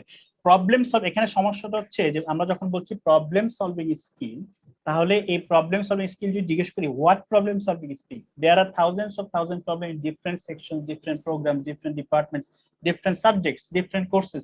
সো কোন প্রবলেম সলভিং স্কিল কথা আমরা বলছি we don't know, so it's quite vague, ambiguous. So আমাদের বলতে হবে students will develop problem solving skill say in generator synchronization. তাহলে generator synchronization related problem solving সে করতে পারবে। তাহলে কিন্তু আমরা এখন স্টুডেন্ট নাও সে জানে যে আসলে সে প্রবলেম সলভিং স্কিল অ্যাচিভ করবে। কোন ধরনের problem solving skill? Related to generator synchronization. Then যদি আমরা বলি student will have more confidence in their knowledge of the subject matter, এখানে সবচেয়ে বড় দুর্বলতাটা কি? এখানে সবচেয়ে বড় দুর্বলতা হলো it does not have action verb, কারণ এখানে কোনো অ্যাকশন ভার্ব নাই। দ্যাট মিনস এখানে বলা আছে মোর কনফিডেন্স, কনফিডেন্স কিন্তু আমরা অ্যাসেস করতে পারবো না, অবজার্ভ করতে পারবো না, মেজার করতে পারবো না, ঠিক আছে? তো এই যে তার মানে এটাতে আমাদের এই সেটা আমাদের কিন্তু কোনো কোর্স আউটকামের ভিতরে পড়ছে না, এবং knowledge of the subject matter is quite ambiguous, so এটা কিন্তু কোর্স আউটকাম হিসেবে আমাদের ধরা যাচ্ছে না। Next, students will know the project management skill. তাহলে এইখানে সবচেয়ে বড় উইকনেস হচ্ছে আমরা একটু আগে বলছি কিছু কিছু শব্দ আছে যেটা আমাদের কিছু ভ্যাগনেস আছে, অস্পষ্টতা আছে, যেগুলোকে অ্যাভয়েড করতে রিকমেন্ড করা হচ্ছে। যে 16 সিনস, এই 16টা ওয়ার্ডকে বলা হচ্ছে 16টা সিন গুণা, মানে কোর্স আউটকাম ডেভেলপ করার ক্ষেত্রে 16টা সিন। এটার মধ্যে একটা হচ্ছে নো, বিকজ এই নোটা কি আমরা জানি না, এই নোটাকে আমরা মেজার করবো কিভাবে আমরা জানি না, এই নোটাকে আমরা অ্যাসেস করবো কিভাবে আমরা জানি না। Student will knows, how do you know? I know, he knows, I don't know. So এই নোটাকে কিন্তু আমাদের অ্যাভয়েড করতে হবে। সো এই নোটাকে যদি আমরা বাদ দিয়ে অন্য কোনো অ্যাকশন ভার্ব আনতে পারি, তাহলে কিন্তু এটাকে আমরা valid project management skill is a valid skill can be related to a particular program outcome. So এটাকে যদি আমরা অ্যাকশন ভার্বটাকে চেঞ্জ করে আমরা বলি the students will develop the program management skill, তখন কিন্তু এই ডেভেলপ যদি বলি তখন কিন্তু সেটাকে আমরা বিভিন্ন অ্যাসেসমেন্ট, বিভিন্ন এক্সপিরিয়েন্স, বিভিন্ন এনভায়রনমেন্ট ক্রিয়েট করে, অ্যাসেসমেন্ট টুল ক্রিয়েট করে কিন্তু তখন আমরা এটাকে অ্যাসেস করতে পারবো। For example, students will execute mini projects. আচ্ছা, এটা যদি আমরা বলি student will execute mini projects, এখানে কি কোনো অ্যাকশন ভার্ব আছে? যদি কোশ্চেন করি, যাদের জানা আছে তারা বলতে পারে এখানে কোনো অ্যাকশন ভার্ব আসলে আছে কিনা, এক্সিকিউট কি কোনো অ্যাকশন ভার্ব কিনা, যদি কারো জানা থাকে। Execute is action verb. তাহলে এখানে সমস্যাটা কি? এখানে সমস্যাটা হচ্ছে এখানে বলা হচ্ছে student will execute mini projects, ঠিক আছে? এখানে কিন্তু এটা এটা কিন্তু সিও হচ্ছে না, কারণ হচ্ছে এটা কিন্তু এটা একটা কি বলবো, mini projects is not actually referring two a particular skill. এই প্রজেক্ট আসলে কি ধরনের প্রজেক্ট বা এটা কি ধরনের স্কিল সে অ্যাচিভ করতে পারছে সেটা কিন্তু এখানে বলা হয়নি, এটা ইস টাইপ অফ ইনস্ট্রাকশন। হ্যাঁ, সো এই জন্য এটা কিন্তু কোর্স আউটকাম হিসেবে লেখা যাচ্ছে না।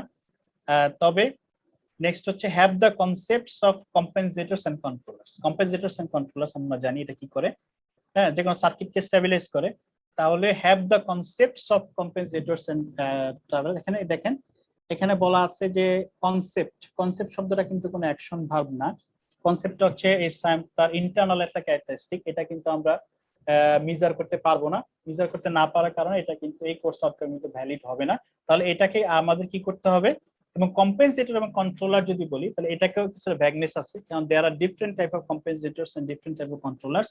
তাহলে এটাকে আরো সুন্দর করতে পারি আমরা যদি আমরা বলি student will B have the concept থেকে আমরা যদি এটাকে চেঞ্জ করে বলি student will be able two design PI and PID compensators and controllers, তাহলে কিন্তু it becomes very specific and it becomes very accurate and to the point. Now students know what particular skill is going to achieve, এবং এখানে যে action ভার্বটা use করছি আমরা design, এটা কিন্তু একটা ভ্যালিড অ্যাকশন ভার্ব এবং এটাকে আমরা মেজার করতে পারবো।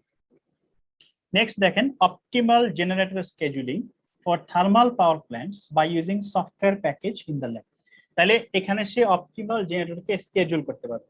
তাহলে এক নাম্বার সমস্যা হচ্ছে এখানে কি নাই, কোন অ্যাকশন ভার্ব নাই, এখানে কিন্তু কোনো অ্যাকশন ভার্ব নাই। তাহলে there is no way to assess this course outcome, এটা অ্যাসেস করার কোনো রাস্তা নাই কারণ এখানে কোনো অ্যাকশন ভার্ব নাই।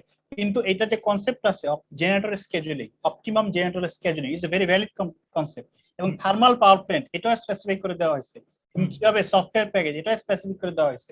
সো সবগুলাই ঠিক আছে, শুধু is missing A action verb. So আমরা বললাম the students will be able to perform optimal generator scheduling for thermal power plants by using software package in the lab. So then it becomes valid. Now we can assess this course outcome. তারপর যদি আমরা বলি students will get knowledge of protection schemes for generator, transformer and induction motor. তাহলে এইখানে ওই যে আমাদের যে প্রবলেমটা নলেজ, গেট নলেজ, সো এই গেট নলেজটা কিন্তু আমাদের কোনো এটা মিজারেবল অ্যাকশন ভার্ব না, এখানে কোনো মিজারেবল অ্যাকশন ভার্ব নাই। তাহলে এটা বাকিগুলো ভ্যালিড আছে, প্রজেকশন স্কিম গুলো ভ্যালিড আছে। তাহলে এটাকে চেঞ্জ করে আমাদের বলতে হবে the students will be able to explain protection schemes for generator, transformer and induction motor. Now explain is a miserable action verb. এখন কিন্তু আমরা এটাকে অ্যাক্সেস করতে পারবো। কিভাবে অ্যাক্সেস করব, তার ভাইবা নিব, তার অ্যাসাইনমেন্ট দিব, তাকে টেস্ট দিব, তাকে বিভিন্ন কোশ্চেন করব, কোশ্চেন করে তাকে দেখব যে আসলে সে এক্সপ্লেন করতে পারে কিনা। তারপর হচ্ছে to continue the study of advancement in material science and metallurgy. So এইখানে দেখেন কন্টিনিউ দ্য স্টাডি, এখানে কোনো এক নম্বর হচ্ছে কোনো অ্যাকশন ভার্ব নাই, দুই নম্বর হচ্ছে is not actually skill, say study continue করছে, এটা কোনো স্কিলের মধ্যে পড়ে না, is not a type of skill. So এটাকে স্কিল বলা যাচ্ছে না, সেজন্য এটাকে কোনো কোর্স আউটকামের ভিতরে ফেলানো যাচ্ছে না। Next, identify, analyse and solve mechanical engineering problems useful to the society. এখানে প্রবলেমটা কি? Too many action verb. Right, exactly, too many action verbs. এখানে এক নাম্বার ল হচ্ছে ভেরি, খুবই স্পেসিফিক, মানে খুবই কি বলবো,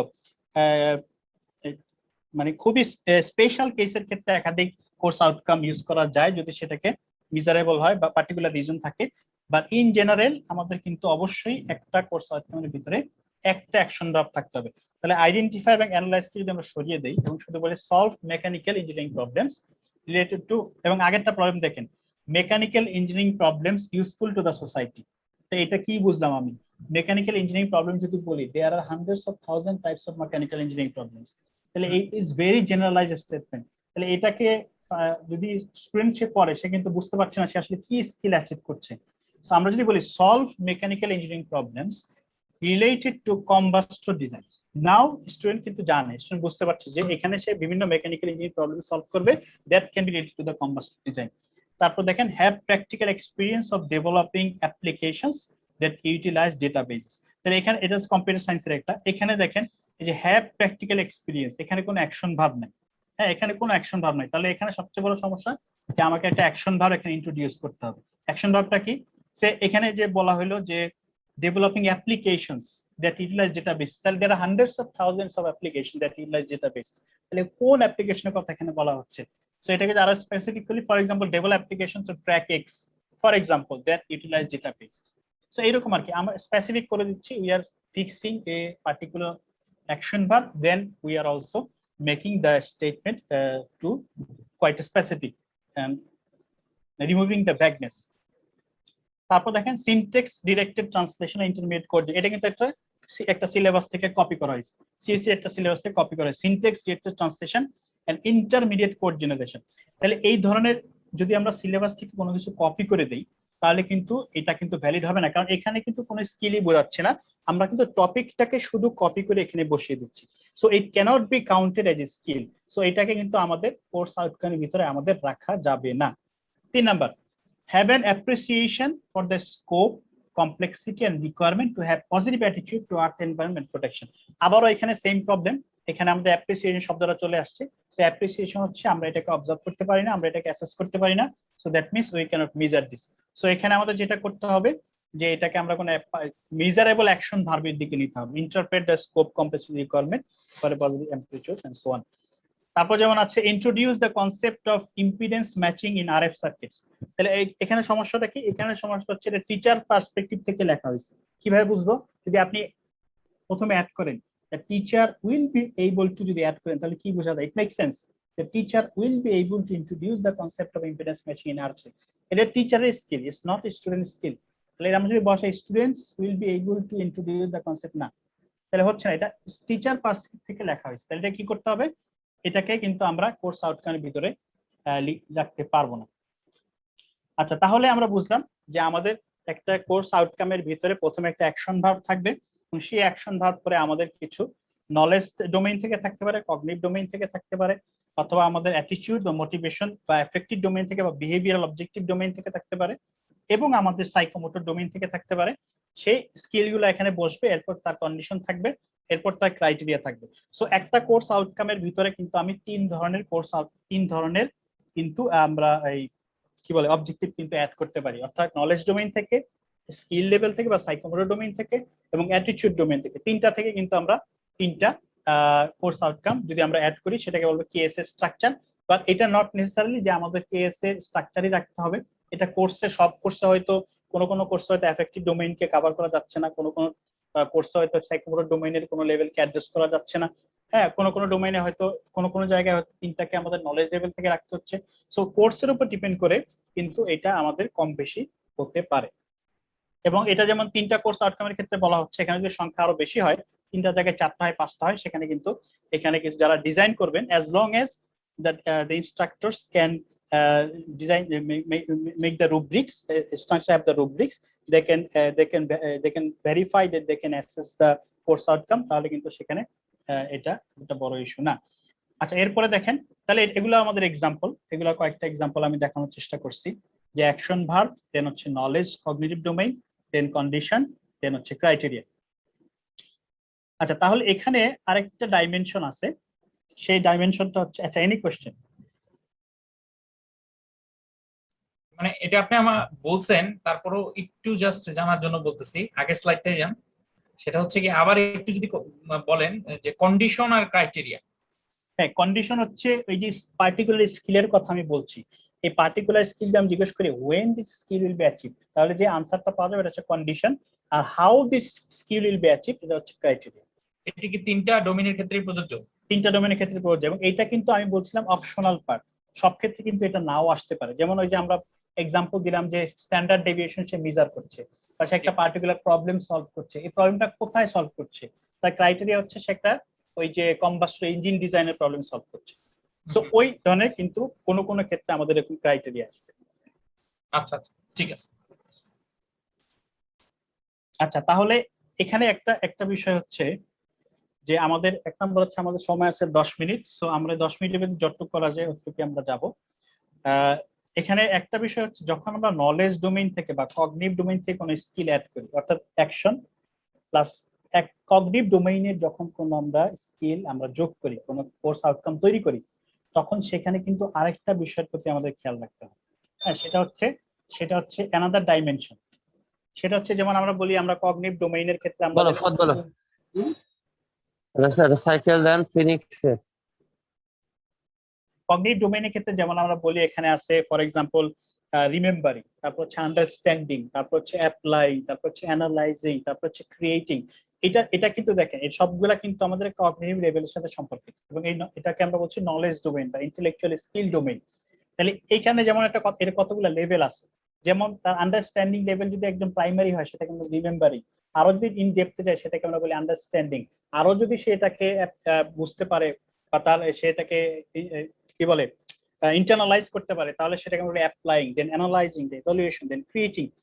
এটা হচ্ছে একটা বিষয়। কিন্তু এটার সাথে সাথে যখনই আমরা নলেজ ডোমেইনের কোনো কোর্স আউটকাম লিখবো, ওবি কিন্তু বলছে যে আমাদের ওই পার্টিকুলার কোর্স আউটকামটাকে কিন্তু আরেকটা জিনিসের সাথে রিলেট করতে হয়, আরেকটা জিনিসের সাথে ম্যাপ করতে হয়, যেটাকে আমরা বলি ক্যাটাগরিজ অফ নলেজ।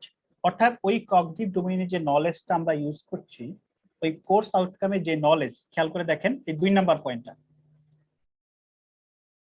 এই যে নলেজ, এটা যদি কোনো, এটা হচ্ছে cognitive domain, knowledge domain, cognitive domain বা ইন্টেলেকচুয়াল স্কিল ডোমেইন। তাহলে এই যে নলেজটা আমরা ইউজ করছি, যেমন financial statement is a type of knowledge, major and minor loss is a type of knowledge, হ্যাঁ, dynamic unbalance condition is a type of knowledge, data in Hadoop cluster is a type of knowledge, the effect of all parameters in voltage control oscillators a type. এর কিন্তু নলেজের কিন্তু বিভিন্ন category আছে, বিভিন্ন ধরন আছে। তো এই যে বিভিন্ন ধরন, বিভিন্ন ক্যাটাগরি, এটার উপর বেস করে কিন্তু এই প্রত্যেকটা কোর্স আউটকাম কিন্তু এক একটা ক্যাটাগরির সাথে ম্যাপ করতে বলছে। সো এই প্রত্যেকটা ক্যাটাগরি কিন্তু ডিফাইন করা আছে, যেমন ফিনান্সিয়াল স্টেটমেন্ট এক ধরনের ক্যাটাগরিতে যাবে, মেজর মাইনর লসেস এক ধরনের ক্যাটাগরিতে যাবে, ডাইনামিক আনব্যালেন্স কন্ডিশন এক ধরনের ক্যাটাগরিতে যাবে, ডেটা ইন Hadoop ক্লাস্টার এক ধরনের ক্যাটাগরিতে যাবে, effect of parameters in voltage control oscillators এটা এক ধরনের ক্যাটাগরিতে যাবে। সো নলেজের ক্যাটাগরিগুলো কিন্তু ডিভাইড করা আছে, যেটাকে আমরা বলতে ডেপথ অফ নলেজ। তো এই যে নলেজ ক্যাটাগরি কিন্তু is already defined by byte. সেটা কি, যেমন এক নাম্বার হচ্ছে K1 যদি আমরা সিম্পল কথায় একটা স্টেটমেন্ট বলি, তাহলে এটা knowledge of the physics, chemistry, biology, geology, biochemistry. এই ধরনের এই যার সাথে যে আমাদের যে বেসিক সায়েন্স কোর্সগুলো আমরা করাচ্ছি, এই বেসিক সায়েন্স কোর্সগুলোর সাথে কিন্তু এটাকে রিলেট করা যায়। তাহলে আমরা যে কোনো কোর্স আউটকামের ভিতরে, তাহলে যে কোনো ফিজিক্সের যদি কোনো কোর্স আউটকাম হয় সেখানে ডেফিনেটলি আমাদের কিন্তু যে নলেজটা আমরা ইউজ করছি ওই কোর্স আউটকামের ভিতরে সেটা কিন্তু K1 এর সাথে related.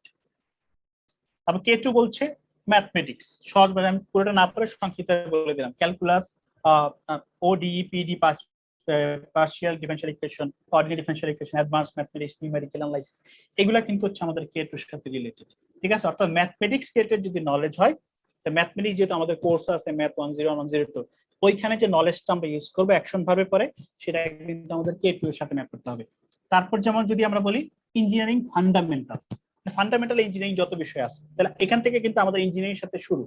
Engineering fundamentals, electric circuit, যেমন আমাদের জন্য ইলেকট্রিক সার্কিট, মেকানিক্যালের জন্য হতে পারে থার্মোডায়নামিক্স, হিট ট্রান্সফার, ঠিক আছে, সিএসসির জন্য হতে পারে প্রোগ্রামিং, ইন্ট্রোডাকশন টু প্রোগ্রামিং। তো এই যে দেখেন, এই যে বেসিক ইঞ্জিনিয়ারিং ফান্ডামেন্টাল, তাহলে ওই পার্টিকুলার কোর্সের, যেমন ইলেকট্রিক্যাল সার্কিট 1, তাহলে এটার জন্য যে একটা কোর্স আউটকাম আমি লিখি, ওইখানে যে নলেজটা আমরা ইউজ করব, এই নলেজটা কিন্তু can be related to this engineering fundamental knowledge K3, can be map to K3, K3 সাথে সম্পর্কিত করা যাবে। K4টা হচ্ছে আরেকটু হায়ার লেভেলের নলেজ, আরেকটু স্পেশাল ইঞ্জিনিয়ারিং স্পেশালিস্ট নলেজ, তারা বলছে engineering specialist knowledge like power plant engineering, robotics, হ্যাঁ, এনার্জি সিস্টেমস, হ্যাঁ, তারপরে রিনিউয়েবল এনার্জি সিস্টেমস। এই যে এগুলা কিন্তু বিশেষ নলেজ, এটা স্পেশালিস্ট নলেজ বলতে পারি আমরা এগুলো। সো এই ধরনের কোর্সে পাওয়ার প্ল্যান্ট ইঞ্জিনিয়ারিং আমাদের কোর্স আছে, তো এখানে যে কোর্সে যে আমরা আউটকামটা লিখবো, এখানে যে নলেজ আমরা ইউজ করবো, যে স্কিলের পরে অ্যাকশন ভার্বের পরে যে নলেজটা আমরা ইউজ করবো, এটা কিন্তু K4 এর সাথে ম্যাপ করতে হবে, কারণ এখানে কিন্তু বলা আছে ইঞ্জিনিয়ারিং স্পেশালিস্ট নলেজ। তারপর যেমন আছে K5 হচ্ছে ডিজাইন নলেজ, মানে ইঞ্জিনিয়ারিং ডিজাইন করতে গেলে কি কি, যেমন অটোক্যাড, হ্যাঁ, SPICE, MATLAB, course, C plus যা কিছু আছে, এগুলো কিন্তু ডিজাইনের সাথে রিলেটেড। তাহলে এই কোর্সগুলোতে যদি আমরা কোনো কোর্স আউটকাম লিখি, সেটাকে কিন্তু আমরা K5 এর সাথে, সেখানে এই নলেজ গুলাকে কিন্তু আমরা K5 এর সাথে ম্যাপ করতে পারি, কারণ K5 বলছে এই যে design process, MATLAB, anything course, any type of software or anything else, AutoCAD like this. আচ্ছা, এরপরে কিন্তু দেখেন এখানে কিন্তু প্রত্যেকটা ক্যাটাগরি অলরেডি ভাগ করে দেওয়া আছে, যেমন K6 বলছে ম্যানুফ্যাকচারিং, ট্রান্সপোর্টেশন, কনস্ট্রাকশন। K6 হচ্ছে বেসিক্যালি ইঞ্জিনিয়ারিং প্র্যাকটিস আর টেকনোলজি আর অ্যাপ্লিকেশন রিলেটেড সায়েন্স। তো এইটার ক্ষেত্রে যখন এই ধরনের কোনো কোর্স যদি আমাদের থাকে, তাহলে কিন্তু সেখানে ওই কোর্সের পার্টিকুলার কোর্স আউটকামটাকে কিন্তু আমরা K6 এর সাথে রিলেট করতে পারবো। আমাদের ক্ষেত্রে এটা অ্যাপ্লিকেবল হবে, আমি আসতেছি এটাতে। তারপর যেমন আছে K7 হচ্ছে মূলত সোসাইটির সাথে ইঞ্জিনিয়ারদের রিলেটেড, মানে দেখেন impacts of engineering in the society, এই impact on social, economic, cultural, environmental impact যেগুলো আছে, এগুলো নিয়ে যেই সব কোর্স আউটকামে আমরা ডিল করব, সেই কোর্স আউটকাম গুলো যেমন প্রফেশনাল এথিক্স, পাবলিক সেফটি, বিভিন্ন ধরনের স্ট্যান্ডার্ড আছে, গভর্নমেন্ট স্ট্যান্ডার্ড, বিভিন্ন ধরনের ইন্টারন্যাশনাল স্ট্যান্ডার্ড, যেগুলো আমাদের মেনটেন করতে হয় পার্টিকুলার প্রজেক্টটাকে কমপ্লিট করার জন্য। ওই রিলেটেড নলেজ গুলাকে, ওই রিলেটেড আউটকাম গুলাকে আমরা এই K7 এর সাথে কিন্তু ম্যাপ করতে পারি। তারপর যেমন K8 যেটা বলছে, এটা হচ্ছে research related, very high level of knowledge, হ্যাঁ, যেটা study and summarize research papers for example. তাহলে study and summarize research paper যদি আমরা কোনো কোর্স আউটকামে বলি, এই ধরনের কোনো কিছু আমরা মেনশন করি কোনো কোর্স আউটকামে, তাহলে রিসার্চ রিলেটেড যদি হয়, সেটা কিন্তু অবশ্যই আমাদের K8 এর সাথে আমাদের ম্যাপ করতে হবে। আচ্ছা, তাহলে দেখেন example, quick example, determine energy in harmonic oscillations, power intensity of wave, specific heat, mean free path, entropy of gases. তাহলে এই যে এখানে যে কোর্স আউটকামটা ডেভেলপ করা হয়েছে, এখানে যে নলেজটা ইউজ করে, ডেফিনেটলি এটা একটা কগনিটিভ ডোমেইনের সাথে রিলেটেড।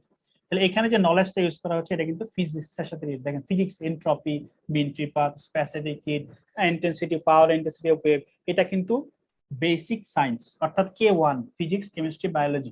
এই যে K1 এর সাথে কিন্তু এটাকে ম্যাপ করতে হবে।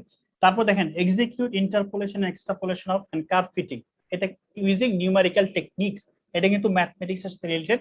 সো এটা কিন্তু আমাদের K2 এর সাথে ম্যাপ করতে হবে, কারণ আমরা বলছি K2 হচ্ছে ম্যাথমেটিক্যাল নলেজ। তারপর হচ্ছে explain basic operation on signals and properties of LTI systems. তাহলে এখানে কিন্তু দেখেন বেসিক, একটা বেসিক কোর্স, হ্যাঁ, এটা কিন্তু একদম ট্রিপল একদম basic, linear systems and signals. তাহলে এটা কিন্তু basic engineering knowledge, that means it will be map to K3। তারপর হচ্ছে আমাদের দেখেন implement continuity and diffusion equations of PN junction and Ebers Moll equation BJT। এটা কিন্তু ইঞ্জিনিয়ারিং স্পেশালিস্ট নলেজের সাথে আমরা ম্যাপ করতে পারি, হ্যাঁ, এটা একটু, তাহলে এটাকে আমরা K4 এর সাথে ম্যাপ করতে পারি। তারপর দেখেন ডিজাইন হাফ এডার, ফুল এডার, কম্পারেটর সার্কিট, এখানে ডিজাইনের ব্যাপার স্যাপার চলে আসছে। তো ইঞ্জিনিয়ারিং ডিজাইনই যখনই আসবে, ইঞ্জিনিয়ারিং ডিজাইনই যখনই করতে হয়, তখন আমাদের কি, এখানে আমরা স্পাইস ইউজ করি। আমাদের ইলেকট্রিক্যাল ইঞ্জিনিয়ারিংয়ের জন্য very common platform SPICE, there are different type of SPICE software. So আমরা কিন্তু এটাকে বলতে পারি যে it can be related to engineering design, that is K5। তারপর দেখেন implement the standard health and safety practices in conducting the experimental investigations. তো এটা হয়তো একটা আমাদের একটা প্রজেক্টের একটা CO। তাহলে এইটাকে কিন্তু দেখেন standard health and safety practice, এটা কিন্তু আমাদের হচ্ছে যে বললাম ইঞ্জিনিয়ারিং এর সাথে সোসাইটি রিলেশন, ইঞ্জিনিয়ারিং এর সাথে এনভায়রনমেন্টাল রিলেশন, ইঞ্জিনিয়ারিং এর সাথে কালচারাল রিলেশন। তাহলে ডেফিনেটলি এটা কিন্তু K6 এ যাবে। তারপর দেখেন justify zero carbon treatment social welfare, এনভায়রনমেন্টের সাথে জিরো কার্বন ট্রিটমেন্ট, হ্যাঁ social welfare through his or her research work, তাহলে ডেফিনেটলি এটা কিন্তু এনভায়রনমেন্টের সাথে যাচ্ছে, so it should be map to K7। তাহলে আবার দেখেন create a model to implement the proposed ideas and validate through simulation experimentation. তাহলে এখানে সে মডেল ক্রিয়েট করছে, এখানে যে নলেজটা সে অ্যাপ্লাই করছে ইজ ডেফিনেটলি রিলেটেড টু। তাহলে এই মডেল ক্রিয়েট করতে যে কিন্তু তার অনেক রিসার্চ পেপার পড়তে হবে, অনেক রিসার্চ ফাইন্ডিংটাকে সামারাইজ করতে হবে, সামারাইজ করার পরেই কিন্তু সে এটাকে অ্যাপ্লাই ক্রিয়েট করতে পারবে। সো এখানে যে নলেজটা সে শিখছে এই নলেজটা অবশ্যই কিন্তু K8 এর সাথে রিলেটেড। সো এই যে তার মানে হচ্ছে আমরা নলেজ ক্যাটাগরিতে যত আউটকামই আমরা লিখবো সবগুলো আউটকামই কিন্তু আমাদের অবশ্যই কোনো না কোনো নলেজ ডোমেইনের সাথে, নলেজ ক্যাটাগরির সাথে ম্যাপ করতে হবে। সো এটাকে আমরা বলছি ডেপথ অফ নলেজ। এই নলেজ ক্যাটাগরি কিন্তু আবার পিওর সাথে রিলেটেড আছে, প্রত্যেকটা নলেজ ক্যাটাগরি কিন্তু পিওর সাথে রিলেশন আছে, এটা একটা ম্যাপিংও করা আছে। সো যে কোনো সিওর সাথে যখন আমরা কোনো নলেজ ক্যাটাগরিকে ম্যাপ করি তখন কিন্তু অটোমেটিক্যালি ওই সিও কিন্তু কোনো পিওর সাথে চলে যায়। যেমন যেখানে আমরা যেই সিও কে আমরা যেমন PU1 এর সাথে যেই সিও থাকবে সেই সিও কিন্তু K1 এবং K4 কোন একটার সাথে তার ম্যাপ করা থাকতে হবে। যেমন PU2 যেই সিওর সাথে থাকবে সেই সিও কিন্তু K1 এবং K4 এর কোনটার সাথে ম্যাপ করা থাকতে হবে। এরকম কিন্তু একটা মিউচুয়াল কিন্তু একটা রিলেশন আছে। যেমন এথিক্স এর সাথে যেই সিও থাকবে সেই সিও যে নলেজ লেভেল সেটা কিন্তু K7 এর সাথে রিলেটেড থাকবে।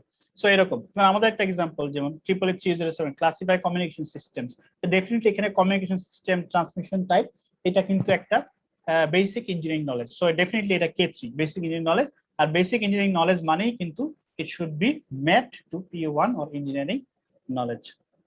আচ্ছা তাহলে এই আমরা সিও তৈরি করলাম, আমরা সিও কে ম্যাপ করলাম নলেজ ডোমেন নলেজ ক্যাটাগরির সাথে, অর্থাৎ কগনিটিভ মাঝখানে একটা কোশ্চেন করি। জি আচ্ছা আমরা নলেজ তো আসলে মূলত আসলে আমাদের কগনিটিভ ডোমেন। জি তাহলে আমাদের বোঝা যাচ্ছে যে কগনিটিভ ডোমেনকে আমরা সাজানোর পরে তারপরে আমরা নলেজ প্রোফাইলে মানে এই নলেজ গুলা নিয়ে কাজ করব, নলেজের সাথে ম্যাপ করব, নলেজের সাথে ম্যাপ করব, কিন্তু প্রথমে তো আগে আমাদের কগনিটিভ লেভেল দিয়ে আগে জিনিসটাকে সাজাইতে হবে, জি জি জি তারপরে এটার সাথে আমরা ম্যাপ করব। হ্যাঁ, এবং এটা যখন আমরা কোর্স আউটকাম লিখবো তখন কিন্তু এটা আমাদের এখন মাথায় রাখতে হবে যে আমাদের কিন্তু সবগুলা নলেজ ডোমেনের সাথে আমাদের কিন্তু ম্যাপিং করতে হবে। এটা নলেজ ডোমেনের ক্যাটাগরির সাথে, নলেজের ক্যাটাগরির সাথে তো আপনার অন্য কোনো ডোমেইন আসবে না, এফেক্টিভ বা সাইকোমোটর তো কখনোই আসবে না। আচ্ছা আচ্ছা আচ্ছা তাহলে এখানে দেখেন তাহলে সিও চেক যখন আমরা সিও তৈরি করে ফেললাম তাহলে এখন আমরা জিজ্ঞেস করি যে does the CO begin with an action verb, আমাদের সিওটাকে অ্যাকশন ভার্ব শুরু হয়েছে। Is it written in terms of student performance or student perspective, মানে আমরা কি বলতে পারি যে students will be able to বলে যদি বাকি সিওটাকে বলি তাহলে কি ডাজ ইট মেক সেন্স। তারপর বলছে is the CO clear concise no redundancy readily definable, মানে সিওটা কি ক্লিয়ার আছে, স্টুডেন্ট কি পরে এটাকে বুঝতে পারবে। সিওটাকে আমি এত কমপ্লেক্স দিলাম যে সিওটা পরে কিছুই বোঝা যাচ্ছে না, তাহলে কিন্তু হবে না। সিওটাকে কিন্তু আমার চিন্তা করতে হবে যে student must understand the CO, student must understand the skill, আমরা যে স্কিলটা সে অ্যাচিভ করবে, যে কোর্স আউটকামটা, যে স্কিলটা, যে কম্পিটেন্সিটা, এটা কিন্তু স্টুডেন্টকে পরে বুঝতে হবে। তাহলে ওই পার্সপেক্টিভ থেকে কিন্তু আমাদের সিওটা লেখার সময় খেয়াল রাখতে হবে। এবং ফোর্থ হচ্ছে সিওটা আমরা অ্যাটেইন করতে পারবো কিনা, সিওটা অ্যাটেইনেবল কিনা, যে টাইম লিমিট দেওয়া আছে, স্টুডেন্টদের ব্যাকগ্রাউন্ড চিন্তা করতে হবে, প্রি রিকুইজিট চিন্তা করতে হবে, আমাদের ফ্যাসিলিটি চিন্তা করতে হবে, আমাদের টাইম অ্যাভেলেবিলিটি চিন্তা করতে হবে, সবগুলো চিন্তা করে দেখতে হবে যে আমাদের এই সিওটা আমরা লিখলাম এই সিওটা আসলে অ্যাটেইনেবল কিনা। তারপরে সিও লেখার পরে এই সিওটা আমরা সিও থেকে আমরা ফিডব্যাক নিব। কার কাছ থেকে ফিডব্যাক নিব? আমাদের নিজেদের ফ্যাকাল্টি মেম্বারের কাছে ফিডব্যাক নিব, আমাদের কোর্স টিচারের কাছে ফিডব্যাক নিব যে আমাদের কোর্স টিচার, আমাদের ফ্যাকাল্টি মেম্বাররা অন্য ফ্যাকাল্টি মেম্বাররা এটা বুঝতে পারছে কিনা, বা আমাদের স্টুডেন্টদের কাছে ফিডব্যাক নিব যে আমাদের স্টুডেন্ট আসলে সিও গুলা বুঝতে পারছে কিনা, বা আমরা ইন্ডাস্ট্রি বা একাডেমিক প্রফেশনাল বা অ্যালামনাই যারা আছে তাদের কাছ থেকে ফিডব্যাক নিব যে তারা আসলে আমাদের সিও গুলা বুঝতে পারছে কিনা। আচ্ছা এই ছিল আমাদের টাইম আপ, আমাদের আর আজকে টাইম নাই, আমাদের একটা প্র্যাকটিস প্রবলেম ছিল, এই প্র্যাকটিস প্রবলেমটা আমি আসলে এখন কিভাবে করব স্যারের কাছে ডিরেকশন চাচ্ছি। চেয়ারম্যান স্যার করো তুমি, এটা কি প্র্যাকটিস প্রবলেম কি কিভাবে বলবো? প্র্যাকটিস প্রবলেমটা স্যার এটা কিন্তু একটু সময় লাগবে, এটা সিও লিখতে হবে।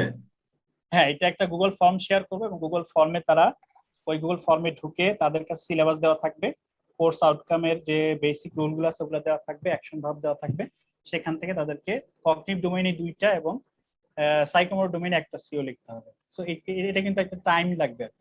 ঠিক আছে, তাহলে এটা হোমওয়ার্ক দিয়ে দাও, আমরা এটা যে যার মতো সময় নিয়ে আমরা একটু করে পাঠাই। ঠিক আছে, তাহলে এখানে আমি একটু দেখাই দিই তাহলে জিনিসটা কি, তাহলে বুঝতে সুবিধা হবে। আচ্ছা এখানে দেখেন আমাদের এখানে যেটা করতে হবে, আমি একটা সিলেবাস দিয়ে দিছি যে কোর্স আউটকামে দেখেন ফাইবার অপটিক্যাল ফাইবার কমিউনিকেশন, এখানে একটা আমাদের সিলেবাস দেওয়া আছে। তাহলে এই সিলেবাসটা আপনাদের দেখতে হবে। এটা কিন্তু সিলেবাসটা দেখে আপনাদের কি করতে হবে, এখানে আমাদের দুইটা কোর্স আউটকাম ডেভেলপ করতে হবে, দুইটা কোর্স আউটকাম কগনিটিভ ডোমেইনে ডেভেলপ করতে হবে। হ্যাঁ, কগনিটিভ ডোমেইনে দুইটা কোর্স আউটকাম ডেভেলপ করতে হবে এবং এখানকার এই ডেভেলপ করার জন্য যে নোটগুলো আছে, বেসিক কিছু নোট আছে, সেই নোটগুলো আমি অ্যাড করে দিয়েছি এবং কিছু নন এক্সস্টিভ কিছু আমি অ্যাকশন ভার্ব এখানে দিয়ে দিছি। এই অ্যাকশন ভার্বগুলো দেখে দুইটা সিও আপনাদেরকে এই 40407 এর জন্য ডেভেলপ করতে হবে এবং সিও ডেভেলপ করার সময় এই বেসিক যে রুলগুলো আছে, প্রপার্টিগুলো আছে, এই প্রপার্টিগুলো কিন্তু একটু খেয়াল রাখতে হবে। এবং 3 নাম্বার যে সিওটা আছে এটা হচ্ছে আমাদের মূলত সাইকোমোটর ডোমেইনের। এটা আমি বলছি যে কোনো একটা ল্যাব কোর্স, আপনার গত সেমিস্টারে যে ল্যাব কোর্সটা করিয়েছেন সেই ল্যাব কোর্সের সাথে ল্যাব কোর্সটাকে চিন্তা করে আপনার ওইটার সাথে ওইটার জন্য যদি যে কোনো একটা আমি সাইকোমোটর ডোমেইন দিয়ে যদি সিও ডেভেলপ করতে বলি, তো এখানে অ্যাকশন ভার্বগুলো ইউজ করে এবং একই রুল ইউজ করে অ্যাপ্লাই করে কিন্তু আপনারা এখানে একটা সিও তৈরি করবেন এবং এই সিও গুলাকে তখন এই পিইউ গুলার সাথে ম্যাপ করবেন। এই যে P1 engineering knowledge, P2 problem analysis, এটা আমি যখন প্রেজেন্টেশনের পুরো স্লাইডটা দিয়ে দিব ওখান থেকে আবার এগুলো আপনি রিভিজিট করতে পারবেন। তো CO1 CO2 দেখে জাস্ট এখানে টিক মার্ক দিয়ে দেওয়া। আমাদের হচ্ছে একটা সিও এর সাথে আমরা একটা পিও কে ম্যাপ করছি, সুতরাং সিও কে PO1 এর সাথে ম্যাপ করবেন এবং CO2 কে PO এর সাথে ম্যাপ করবেন এবং এখানে দেখেন CO3 এর কে আবার PO এর সাথে ম্যাপ করে তারপরে আমরা পিওর সাথে যে কেএল ম্যাপ, প্রথম দুইটা সিও যেহেতু কগনিটিভ ডোমেইনের সাথে রিলেটেড, তো প্রথম দুইটা সিও কে কিন্তু আবার আমরা এখানে ম্যাপ করে দিব। C1 কে একটা কেএল ডোমেইন কে নলেজ ডোমেইনের সাথে এবং CO2 কে একটা নলেজ ডোমেইনের সাথে ম্যাপ করে তারপর আমরা একটা কোশ্চেন জিজ্ঞাসা করেছি, does any of your CO induces complex engineering problem solving experience. এটা যেহেতু আমরা এখনো যাইনি কমপ্লেক্স প্রবলেমে, তো এই কোশ্চেনটা আপনারা আপাতত আনসার না করলেও চলবে।